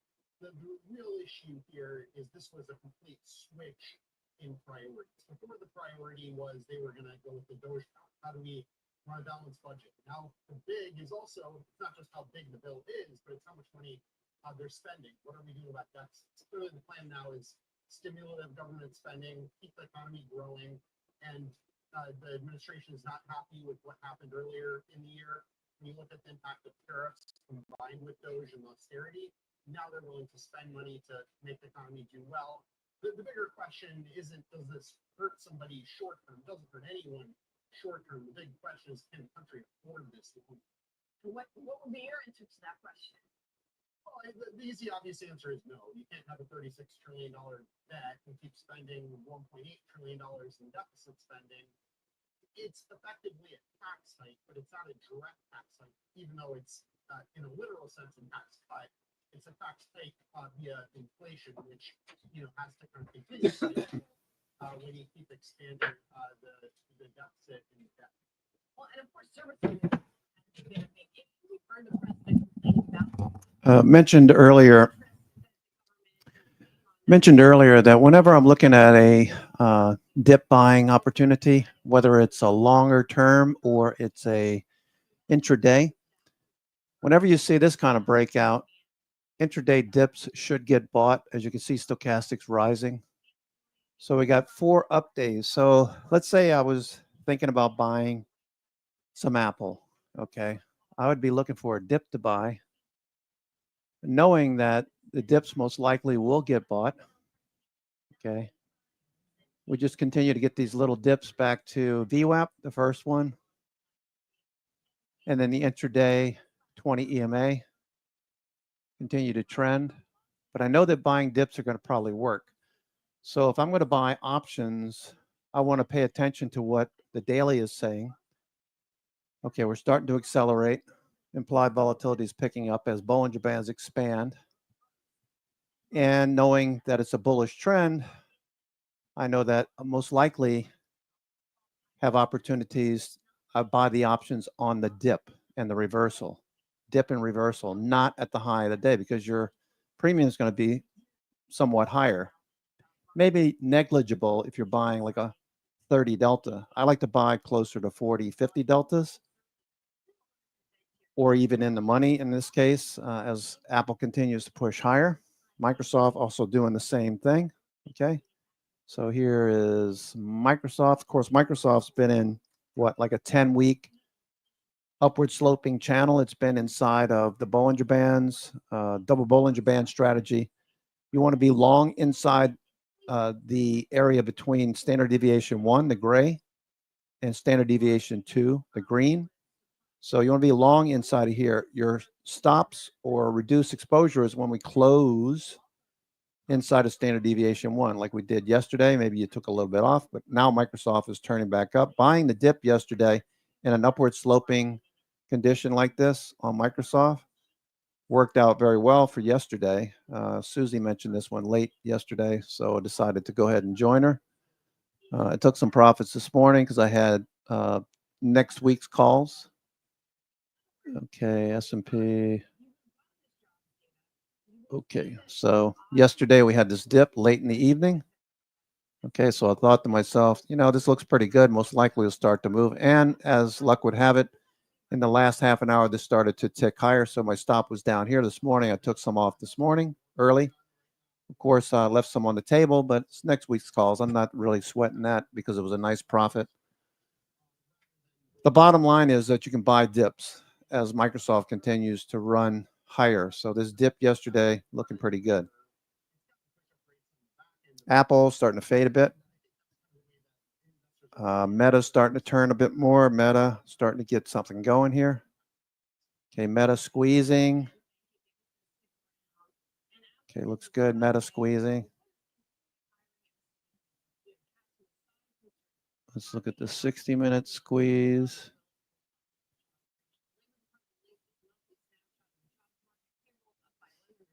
$60-minute squeeze. Okay. Here goes Netflix. Netflix is on the move. Okay, so we got less than an hour to go. I'm your host, Cousin Benny, coming to you from theclosingprint.com. We do have 1 o'clock close today. We're off tomorrow. I'm going to drive up to Washington, D.C. If you're in the Washington, D.C. area, maybe we have a cup of coffee or, get together and chat. Be in the Washington Mall area, most likely. Going to go visit the Aerospace Museum. My son is into that. Maybe we'll take some selfies with the on the Capitol lawn. Okay, there goes Snowflake, looking good. Netflix high of the day. Microsoft hanging at the high of the day. Very strong. Microsoft. Top 10 on the NASDAQ 100. Booking.com, Synopsys, Mercado Libre, Axon, body-worn cameras and other police gear, military. Datadog, CrowdStrike, Netflix, Cadence Design, and Ansys. Rounding off the top 20, here's 11. Intuit, Microsoft, number 12. Team, Atlassian, Roper Technologies. MongoDB, Charter Communications, Zscaler, Autodesk, and CEG, Constellation Energy. Constellation Energy up 2% again today. I have next year's calls on Constellation. I got leaps on Constellation Energy. That's one that Dr. Frank has been touting as a position. Okay, going down the list a little further, we got Workday, Palo Alto Networks, AppLovin. AppLovin was number 1 or 2 yesterday, I believe, and even Tuesday was pretty active. Broadcom coming up the list. Broadcom is hanging out at the high of the day. Broadcom is like number 25. Intuitive Surgical, Centos. You know, Centos is a economic barometer / indicator. Whenever this is trending, we're looking for good things. Okay, Centos has about 1 million plus customers worldwide. It sells and rents uniforms and other corporate type attire, identification materials, etc. Whenever this is trending, this is good economically speaking. Same thing with copper. Copper is another economic indicator. We want copper to be trending higher. It is. That's good for the economy. This is especially good for construction-related industry groups. Home Depot as well, all in there. Home Depot trying to get back above the 200-day, in a range, looking for a follow-through. Casinos have been doing really well. So a takeaway here is that casinos breaking out, okay? Because the Las Vegas Sands, you don't want to chase. You might get a B and C pivot, but it's late in the day. So I would be doing less B and C pivots today, only because we're coming into the closing bell in about 44 minutes. So maybe policy doesn't need to be as restrictive as it is right now, but they have to make policy forward-looking. Excited about going to DC. Wasn't really thinking drive there, but you know, we'll stay for a few days. We'll see the fireworks, so it's I think a nicer occasion. He'll always remember it too. We can spend the trip talking about stocks and the things that he needs to learn to be a great trader and investor. I wish I had a father like myself, not patting myself on the back, but I do have a lot of knowledge over 38 years of investing. Started in late 1987, really started getting going with understanding investing. I read everything you can imagine in 1988. Of course, everyone knows that you probably dispense with 95% of the shit that you read over the years, right? And you start to focus in on what works for me. I've been noticing Dr. Frank has been very active with ICT methods, okay? Inner circle type of investing with fair value gaps. He's been doing that a lot. Really appreciate it, Dr. Frank. All the things you do for the room, all of you that participate, you know, very noticeable. Some of the members that have grown, like Steven over the years. Golf Mania is always helping us out. Susie in the room, and Frano. Lots of good people. Skier, appreciate that Rigetti post there. Paolo out in San Jose occasionally jumps in the room. Mr. Callie. Lots of good people. David in Texas. One of these days I want to meet you, buddy. Mr. Percy. So we're heading to Washington, D.C. this weekend. Early, we're going to leave right after the close. Head down there and see what's up in D.C. Tony, SMU. Haven't seen you lately. What have you been doing? Working? Farmer Jim out in California. Pretty decent showing today in the trading room. Mondo, of course, up in Jersey, fellow New Jersey.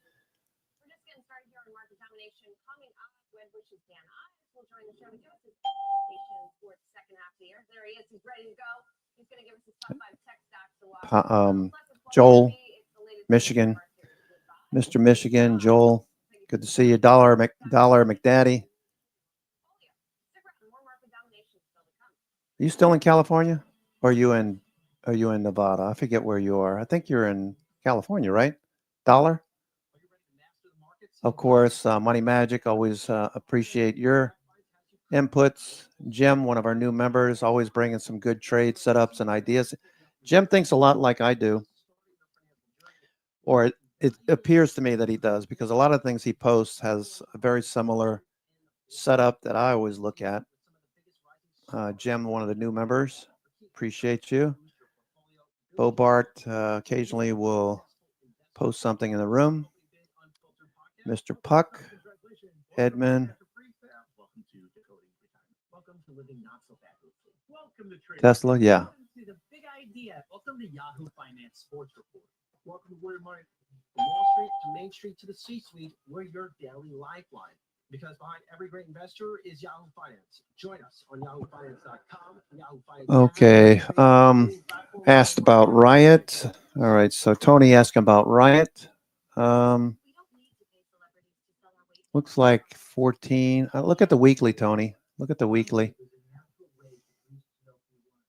GLP contains a combination of natural ingredients to support a feeling of fullness, gut health, and fat loss without muscle loss. I recommend. Okay, you've got a 3-year range.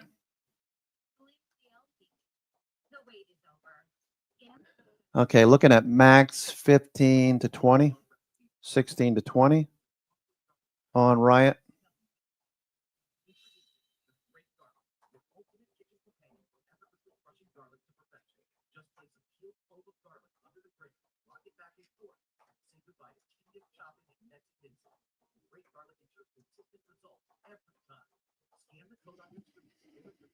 All right.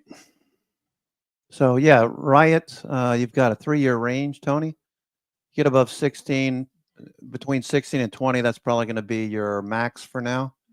Probably start to see some profit taking. Sideways, volume's picking up.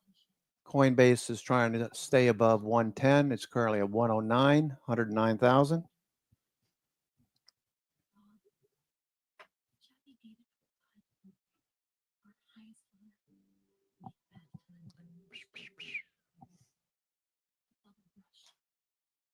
Hey, do you dread scrubbing away stubborn dirt and stains? I used to until I found the spinny scrub. Let me show you why this little powerhouse is a total game changer. You can also scan the code on the screen now and find out more. This is the spinny scrub, your new best friend when it comes to cleaning. It's got a powerful motor that rotates at high speed, so no more scrubbing by hand. It comes with 5 different brush heads, so no matter what you're cleaning, you've got the right tool for the job. From your bathroom tiles to kitchen countertops and more, the spinny scrub has you covered. So if you want to make cleaning faster, easier, and way more effective, the spinny scrub is your answer. And right now, if you order today, you'll get 20% off.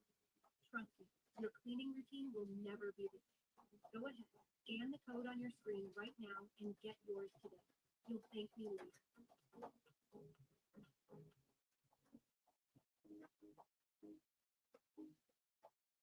Say hello to the Cobb Gobbler, the effortless corn stripper. That's cream of the crop.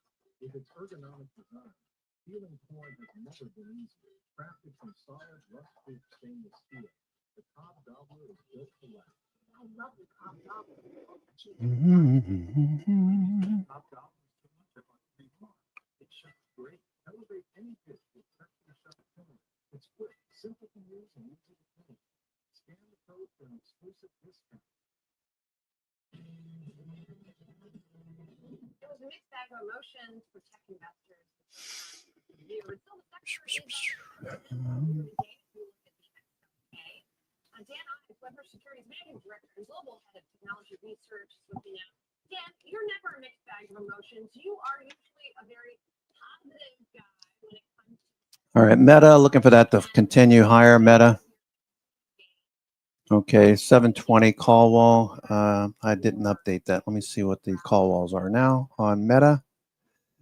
Money Magic. If you're not using Money Magic's level, you're missing the big part of the broader picture. 720. Okay, 720 is a call wall, and then 725. So we need to get above 720. We got a buy order block right there. Okay, we've got supply overhead at 729. The call wall is at 730, 725, 720, 725. All right, so there's another call wall right here. All right, 725. 720 and 725. Okay. So we just got rejected at the call wall. So dealers have an incentive to keep prices below a call wall. So we're right at 720. A pop above 720 would potentially release more energy to the upside. Right now we're getting rejected. Okay, Apple's starting to see profit taking. All right, we're coming down into the last 35 minutes of the trading day. So I would be taking some profits off. Okay. So what if we move a bit higher? I did that with Microsoft this morning. I'm not disappointed that I took profits too early. I took profits, reducing my exposure. Let's see what Oracle looks like. Oracle, big move. I'm bullish on Oracle. So is everyone else, it seems like. We moved above the 50-day back in late April, broke above the 200-day in the last week of May. Now we continue to move higher. Good news, Oracle just keeps creating some good news for itself. Let's take a look at earnings for Oracle.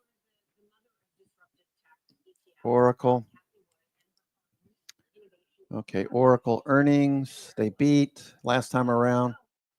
Okay, not a big number on earnings growth. Revenue growth is good. Earnings surprise, they beat the top estimate, expectation. Okay, Oracle, you know it's going to be in the middle of AI, so the future is bright for Oracle. Database, everything to do with large language models. Oracle, the leader in this area for the most part. So Oracle looks good. Oracle. Okay, I wouldn't buy it at the high. Wait for the next dip like yesterday. A dip back to the 90 MA got bought bigly.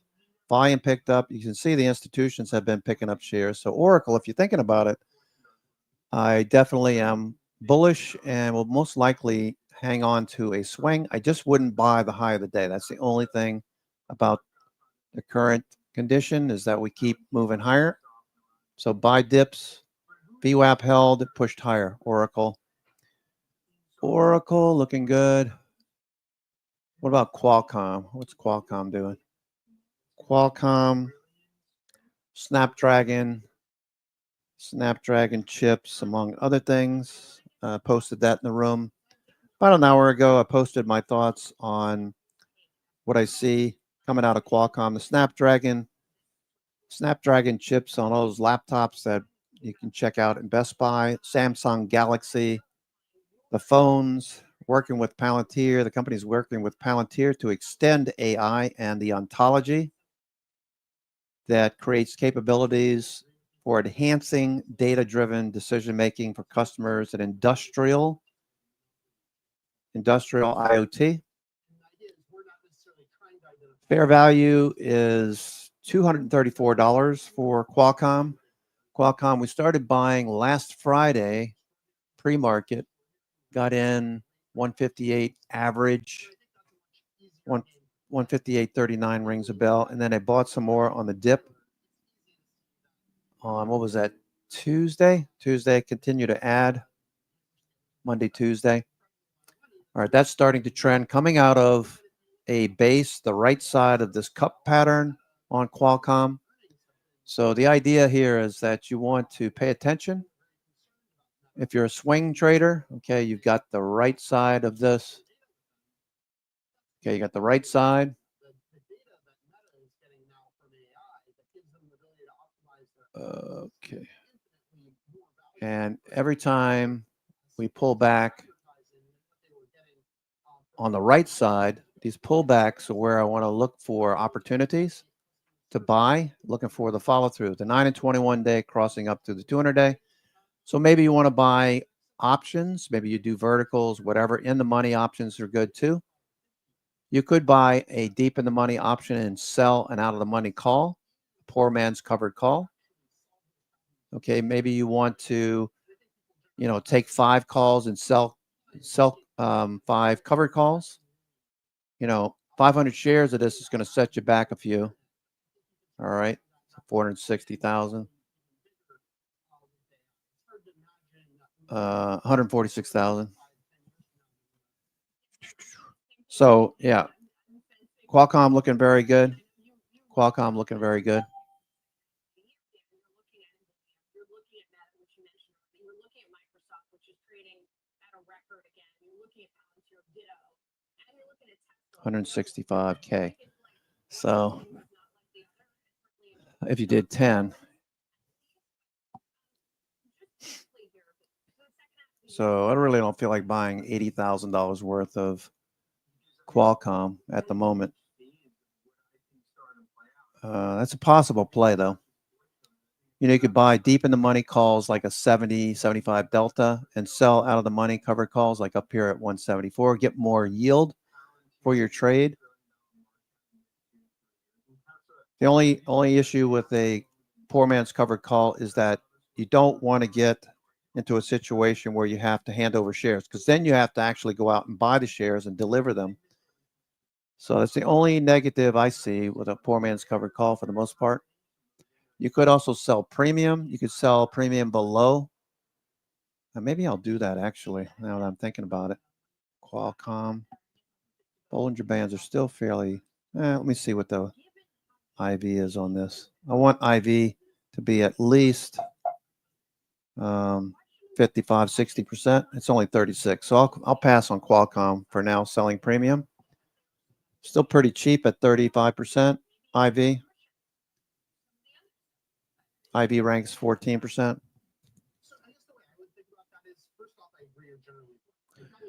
Okay, so we're about 45 minutes out of leaving for Washington, D.C. About 29 minutes to go until the closing bell. You need to own the large automakers that aren't Tesla, that are incredibly typical businesses with enormous pension liabilities. I think conceptually you do want to own a lot of those names that are in that 6,500 that are. All right. Let's see. What if I go 31? I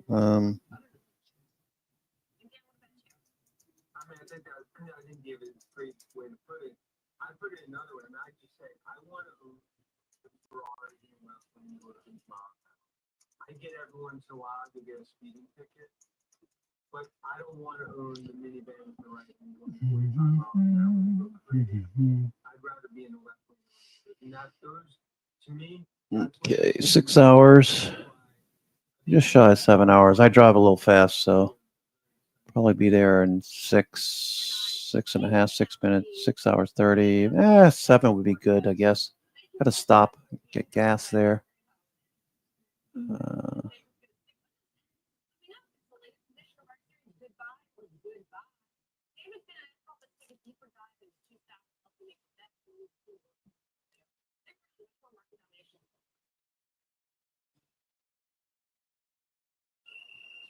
Welcome to Yahoo Finance Sports Report, the unique look. If I go 31, right? 31, is that what it has me doing? 31, right? Yeah, that's 31. 31 up the coast, 31, yeah, okay.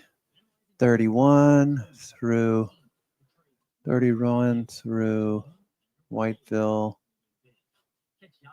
Okay, Fayetteville, Raleigh, Richmond. Yeah, okay, I can do that. So I'll do 31. Actually, if I go over that way, I can get Costco gas. All right. All right, looking forward to the trip to DC. If you're in the area, maybe want to stop, have a cup of coffee, even if you meet us on the mall or something like that, and just chat for a few minutes. I'd love to meet some of the members if you're in DC this weekend. Some of you from the area. I see Liz, you're from DC. Been a really good week, folks. I'm happy for you, especially if you've been following along. A lot of these dip buys have turned out to be really good trades. Microsoft late yesterday with Susie. Many trades in the trading room. Bobby T, thank you for the happy 4th. Thanks, Bobby.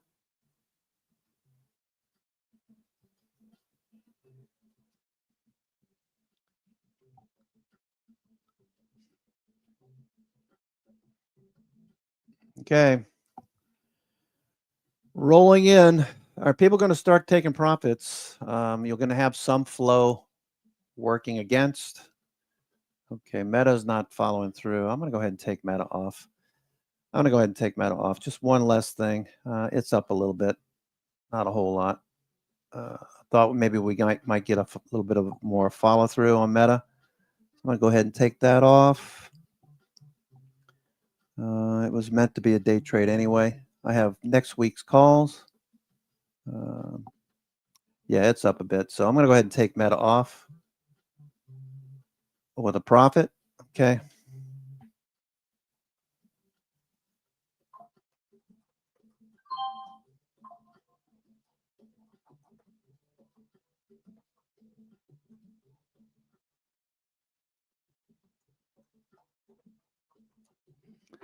Okay, Meta.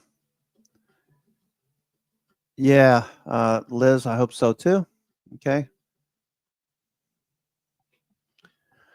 You'll get to meet my son too, Mr. Marvel, trader. Kid's going to be good.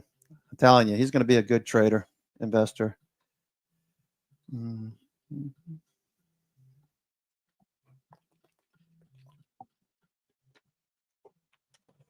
The kid he will only buy dips.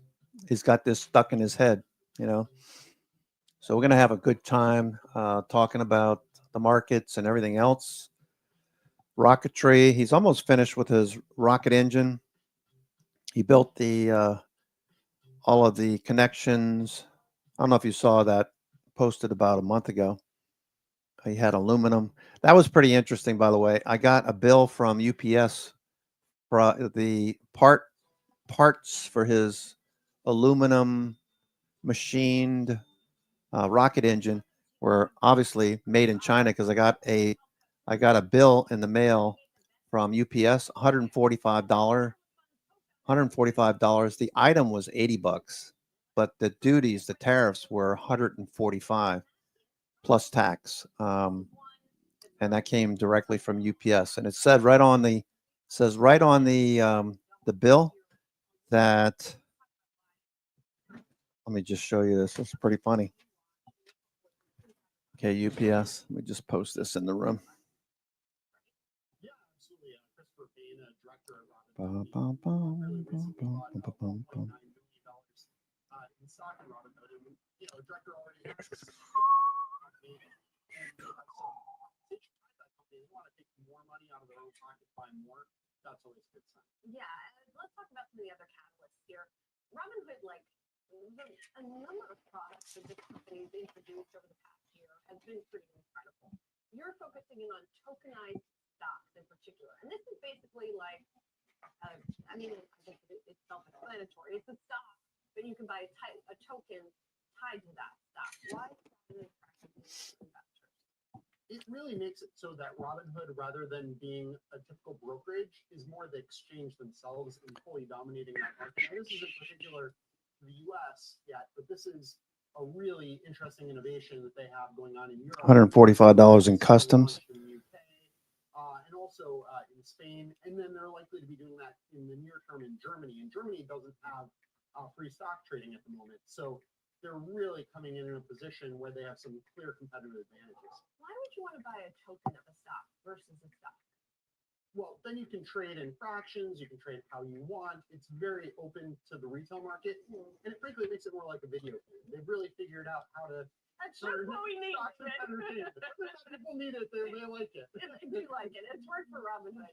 And then there's the consistent growth. As it's come out with these new products, as it's gained new users, the company has grown. Absolutely. I mean, they were 60% on revenue last year. They did over 300 million in earnings on over 900 million in revenue last quarter.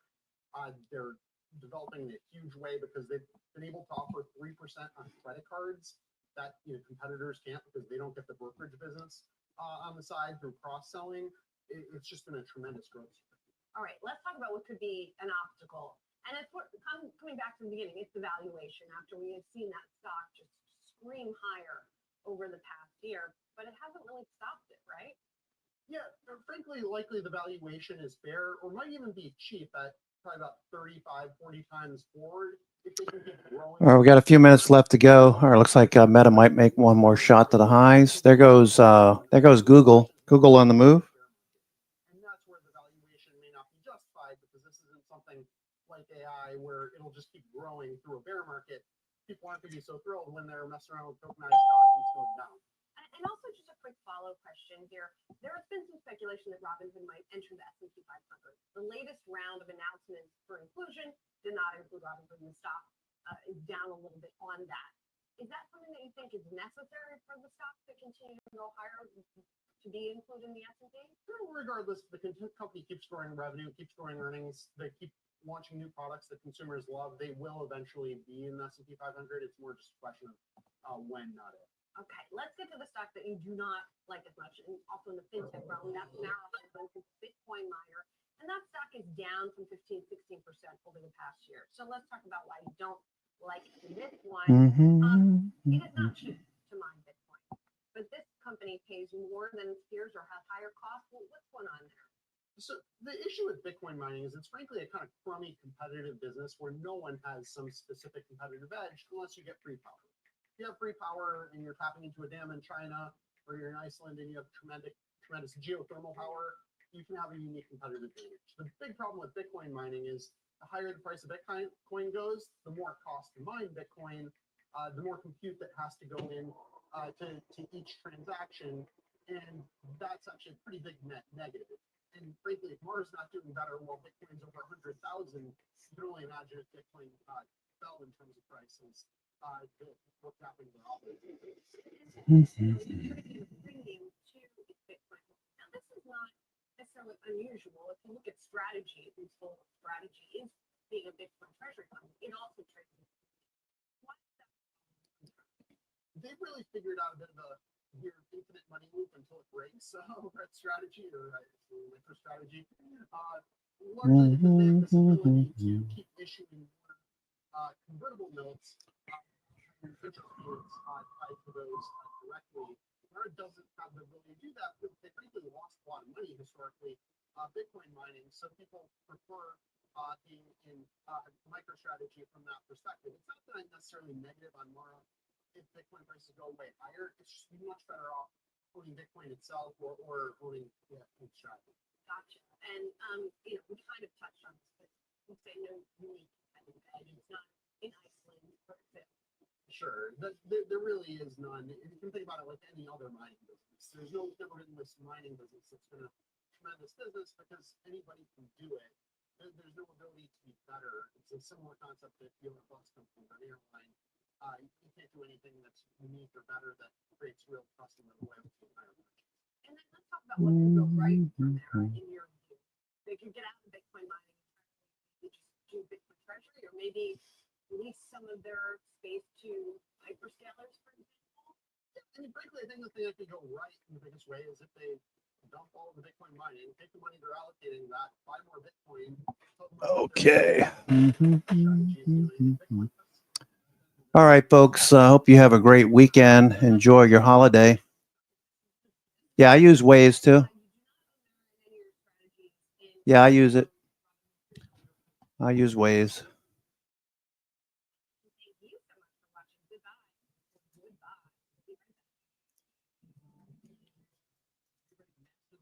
And dare I say, become a better investor in the process?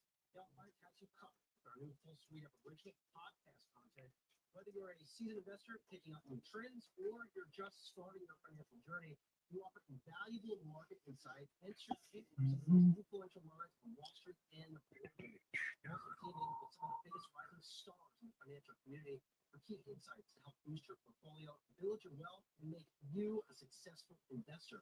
Welcome to the Opening Bid Unfiltered podcast. Welcome to Stocks in Translation. Welcome to Financial Freestyle. Welcome to Dakota. Probably. Welcome to Living Not So Fast. Welcome to Trader Talk. Probably, Corey. Big idea. Welcome to Yahoo Finance Sports Report. Welcome to Where Money. From Wall Street to Main Street to the C-suite, we're your daily lifeline.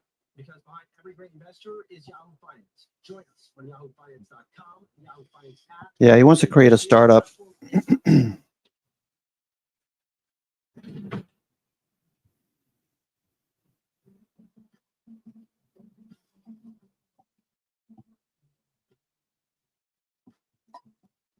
I tell you what, the kid is so much smarter than me at my age.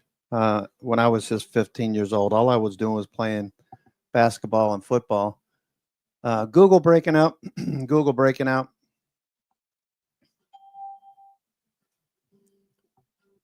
Okay. Netflix. Amazon's trying to go. Amazon's trying. Okay. Tesla. Watch Tesla.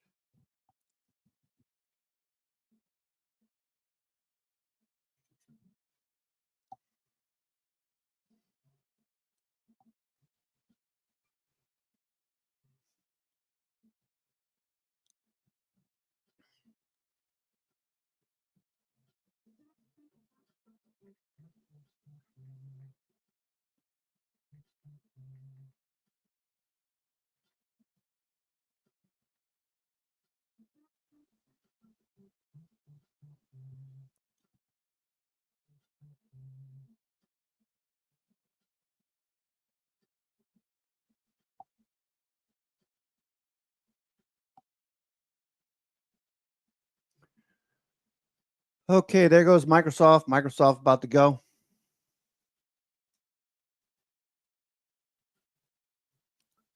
Okay, there goes Microsoft. Ooh, nice, nice, nice, nice. Meta, go Meta. I want Meta to prove me right.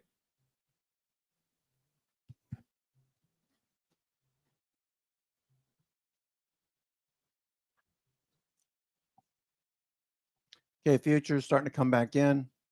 Okay, so we're starting to see the hedging flows are turning back down now. Hedging flows are starting to turn back down. All right. A little profit taking. All right, we got 13 minutes to go. 13 minutes to go.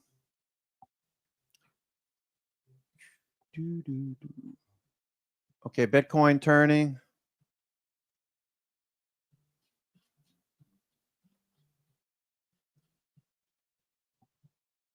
Bitcoin's turning.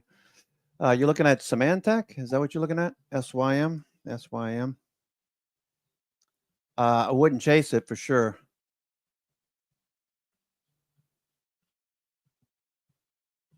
Next dip.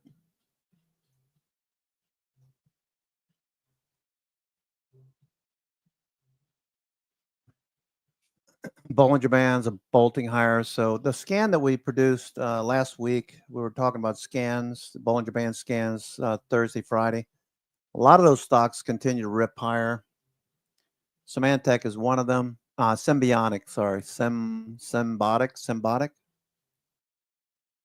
Bernoulli and a Cartesian diver.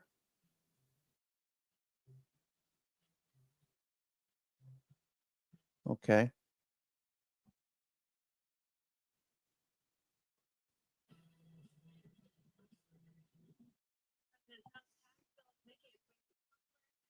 Yeah. Listen to all you smart people.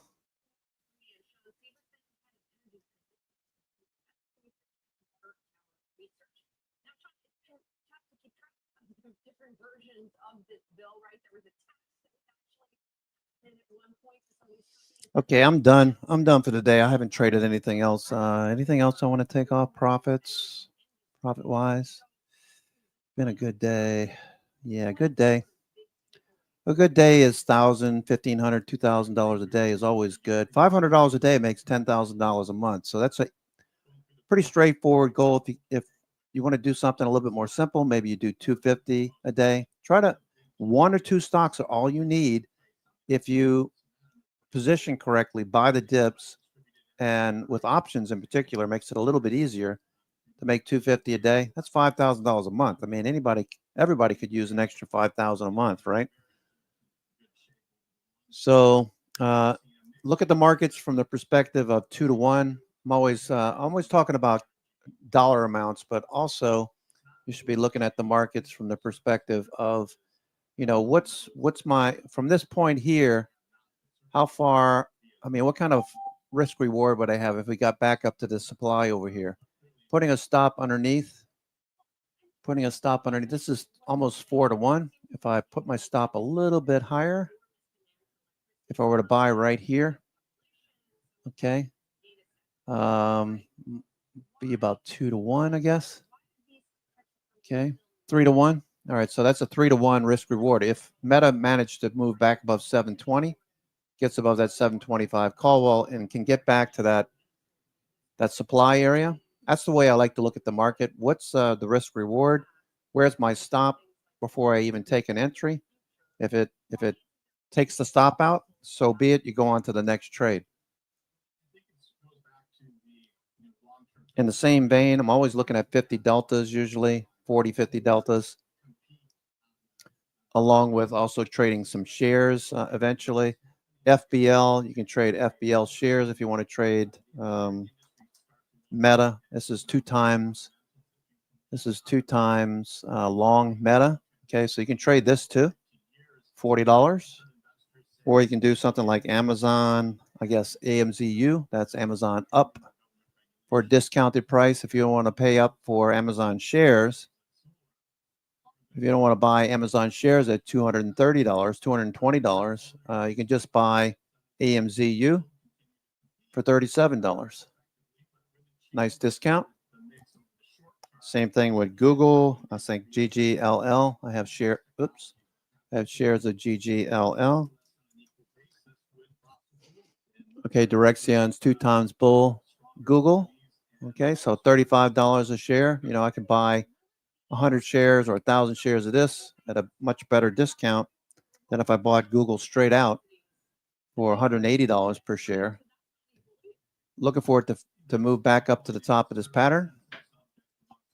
Always looking at ways to leverage the market in our favor. All right, markets are starting to pull back now, so obvious profit taking now. Symbionic. Yep. Symantec is SYMN, right? Symantec, SYMN. No, Symantec. Symantec. Did they sell? Did they sell out to somebody else? Symantec? They probably sold, right? Seems like I recall that. Symantec sale. Okay, Broadcom. Okay, Broadcom bought Symantec. Okay, cool. All right, so here's Broadcom acquired Symantec. Security business. That's good to know. That's good to know. All right, a lot of stocks are pulling back. Tesla just pulled back a little bit. Take some profits off the table.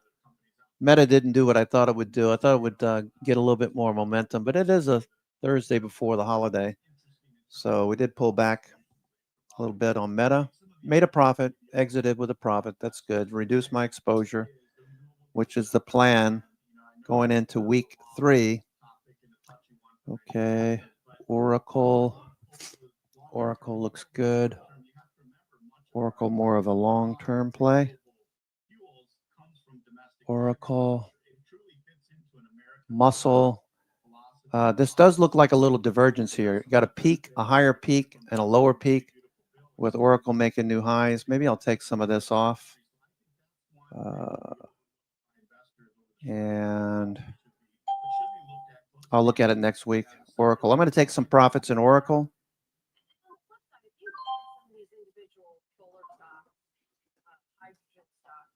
Trading like they're going out of business or are dangerous to do so. Do you think that's so? Do you think there will be casualties from this credit phase out?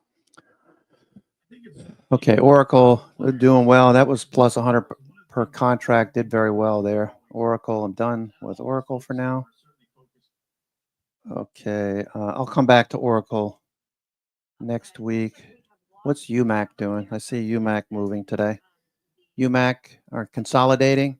All right, so if you're trading UMAC, let's say you have shares of UMAC and you've been disappointed the last couple of weeks, just keep in mind that stocks do this all the time. Okay, so we should be very quick to notice trend, consolidate. Trend is probably going to come next, and it looks like it's starting right now. Squeeze at $8.90. Okay, UMAC, maker of drones, probably see that pick up next week after that. Okay, Broadcom's turned the corner. Broadcom just turned back up with 5 minutes to go. 5 minutes to go. I got a hard stop at 1 o'clock, so I'll bid everyone adieu. Thank you for all your shares and ideas in the trading room. As the markets show breadth improving, you can monitor the room and very quickly understand what's going on in the markets. So if you see NVIDIA and Amazon or something like that, very few stocks, maybe the leading New York FANG components, if you only see a few names mentioned in the trading room, you know that breadth is probably pretty negligible. But when you see like multiple different names constantly in the trading room, dozens and dozens of different names, that tells me breadth is improving. And that's exactly what we're seeing right now. Breadth improving. NIMO and NAMO look good. Let's take a look at the condition with VIX. VIX is bullish. It's green. Okay, that's a good look going into next week. Let's see what junk bonds are saying to close the week. Junk bonds managed to bounce. Where did it bounce? At the bullish 9 EMA. Very good example of what I always look for. What is the trend? And does the trend, does price action respect the trend? And this is respecting the trend. The 9 EMA catching price, RSI is above 50. Let's look at high yield corporate debt. High yield corporate is trending between standard deviation 1 and 2, riding the upper Bollinger Bands. The 10-year yield, we want to see that lower, especially if you're trading small caps. Okay, that's bounced, so that's going to be a negative signal or a bearish signal for next week. 1 bearish, we got 3 bullish. Bitcoin higher, this is a risky asset class with 3 minutes to go. Make sure you check in your positions. Do you have anything that's expiring in the money? Okay, make sure you take that off. Okay, so Bitcoin's another risky asset class along with IWM, higher, and biotechs, IBB and XBI. When these are all moving higher, you know that you have bullish signals. Let's look at the sectors to close out the day. Sector-wise, okay, what we're looking for here is for XLY to be outperforming XLP. It still is. It's a bullish turn, not a bearish turn like 2022, the bear market start. This looks nothing like 2022, so you should be pretty comfortable as an investor to be buying dips. The momentum is clearly shifting. It's not bearish, red. It's bullish, blue. Okay, so this is a swing or position time frame. We're talking weeks and months. Also want to take a look at industrial production, which we saw a new reading on last week, right? Industrial production. Okay, 2 minutes to go, 2 minutes to go. Industrial production's at highs. We want to see that turn back up like over here. In 2018-19, turn back up. Trump's first term did wind up turning back down preceding the COVID crisis. That looks good. Let's look at Michigan consumer sentiment. Consumer sentiment. Okay, down here at the low. The only thing it can do is come back up. So we're looking for consumer sentiment to turn back up. What else? Consumer confidence. Consumer confidence has turned back up. So this is leading. Consumer confidence looks good. All right. So everything I'm seeing looks good for maybe a pause next week, but the trend continuing. We should hear something about the big, beautiful bill, whatever it's called. One big, beautiful bill, maybe passing the House. Have a great evening, everyone. Enjoy your weekend. I'm your host, Cousin Vinny, coming to you from theclosingprint.com on a glorious week, finishing up with a new all-time high after new all-time high. 4 gap ups. I'm looking for a pause next week, okay?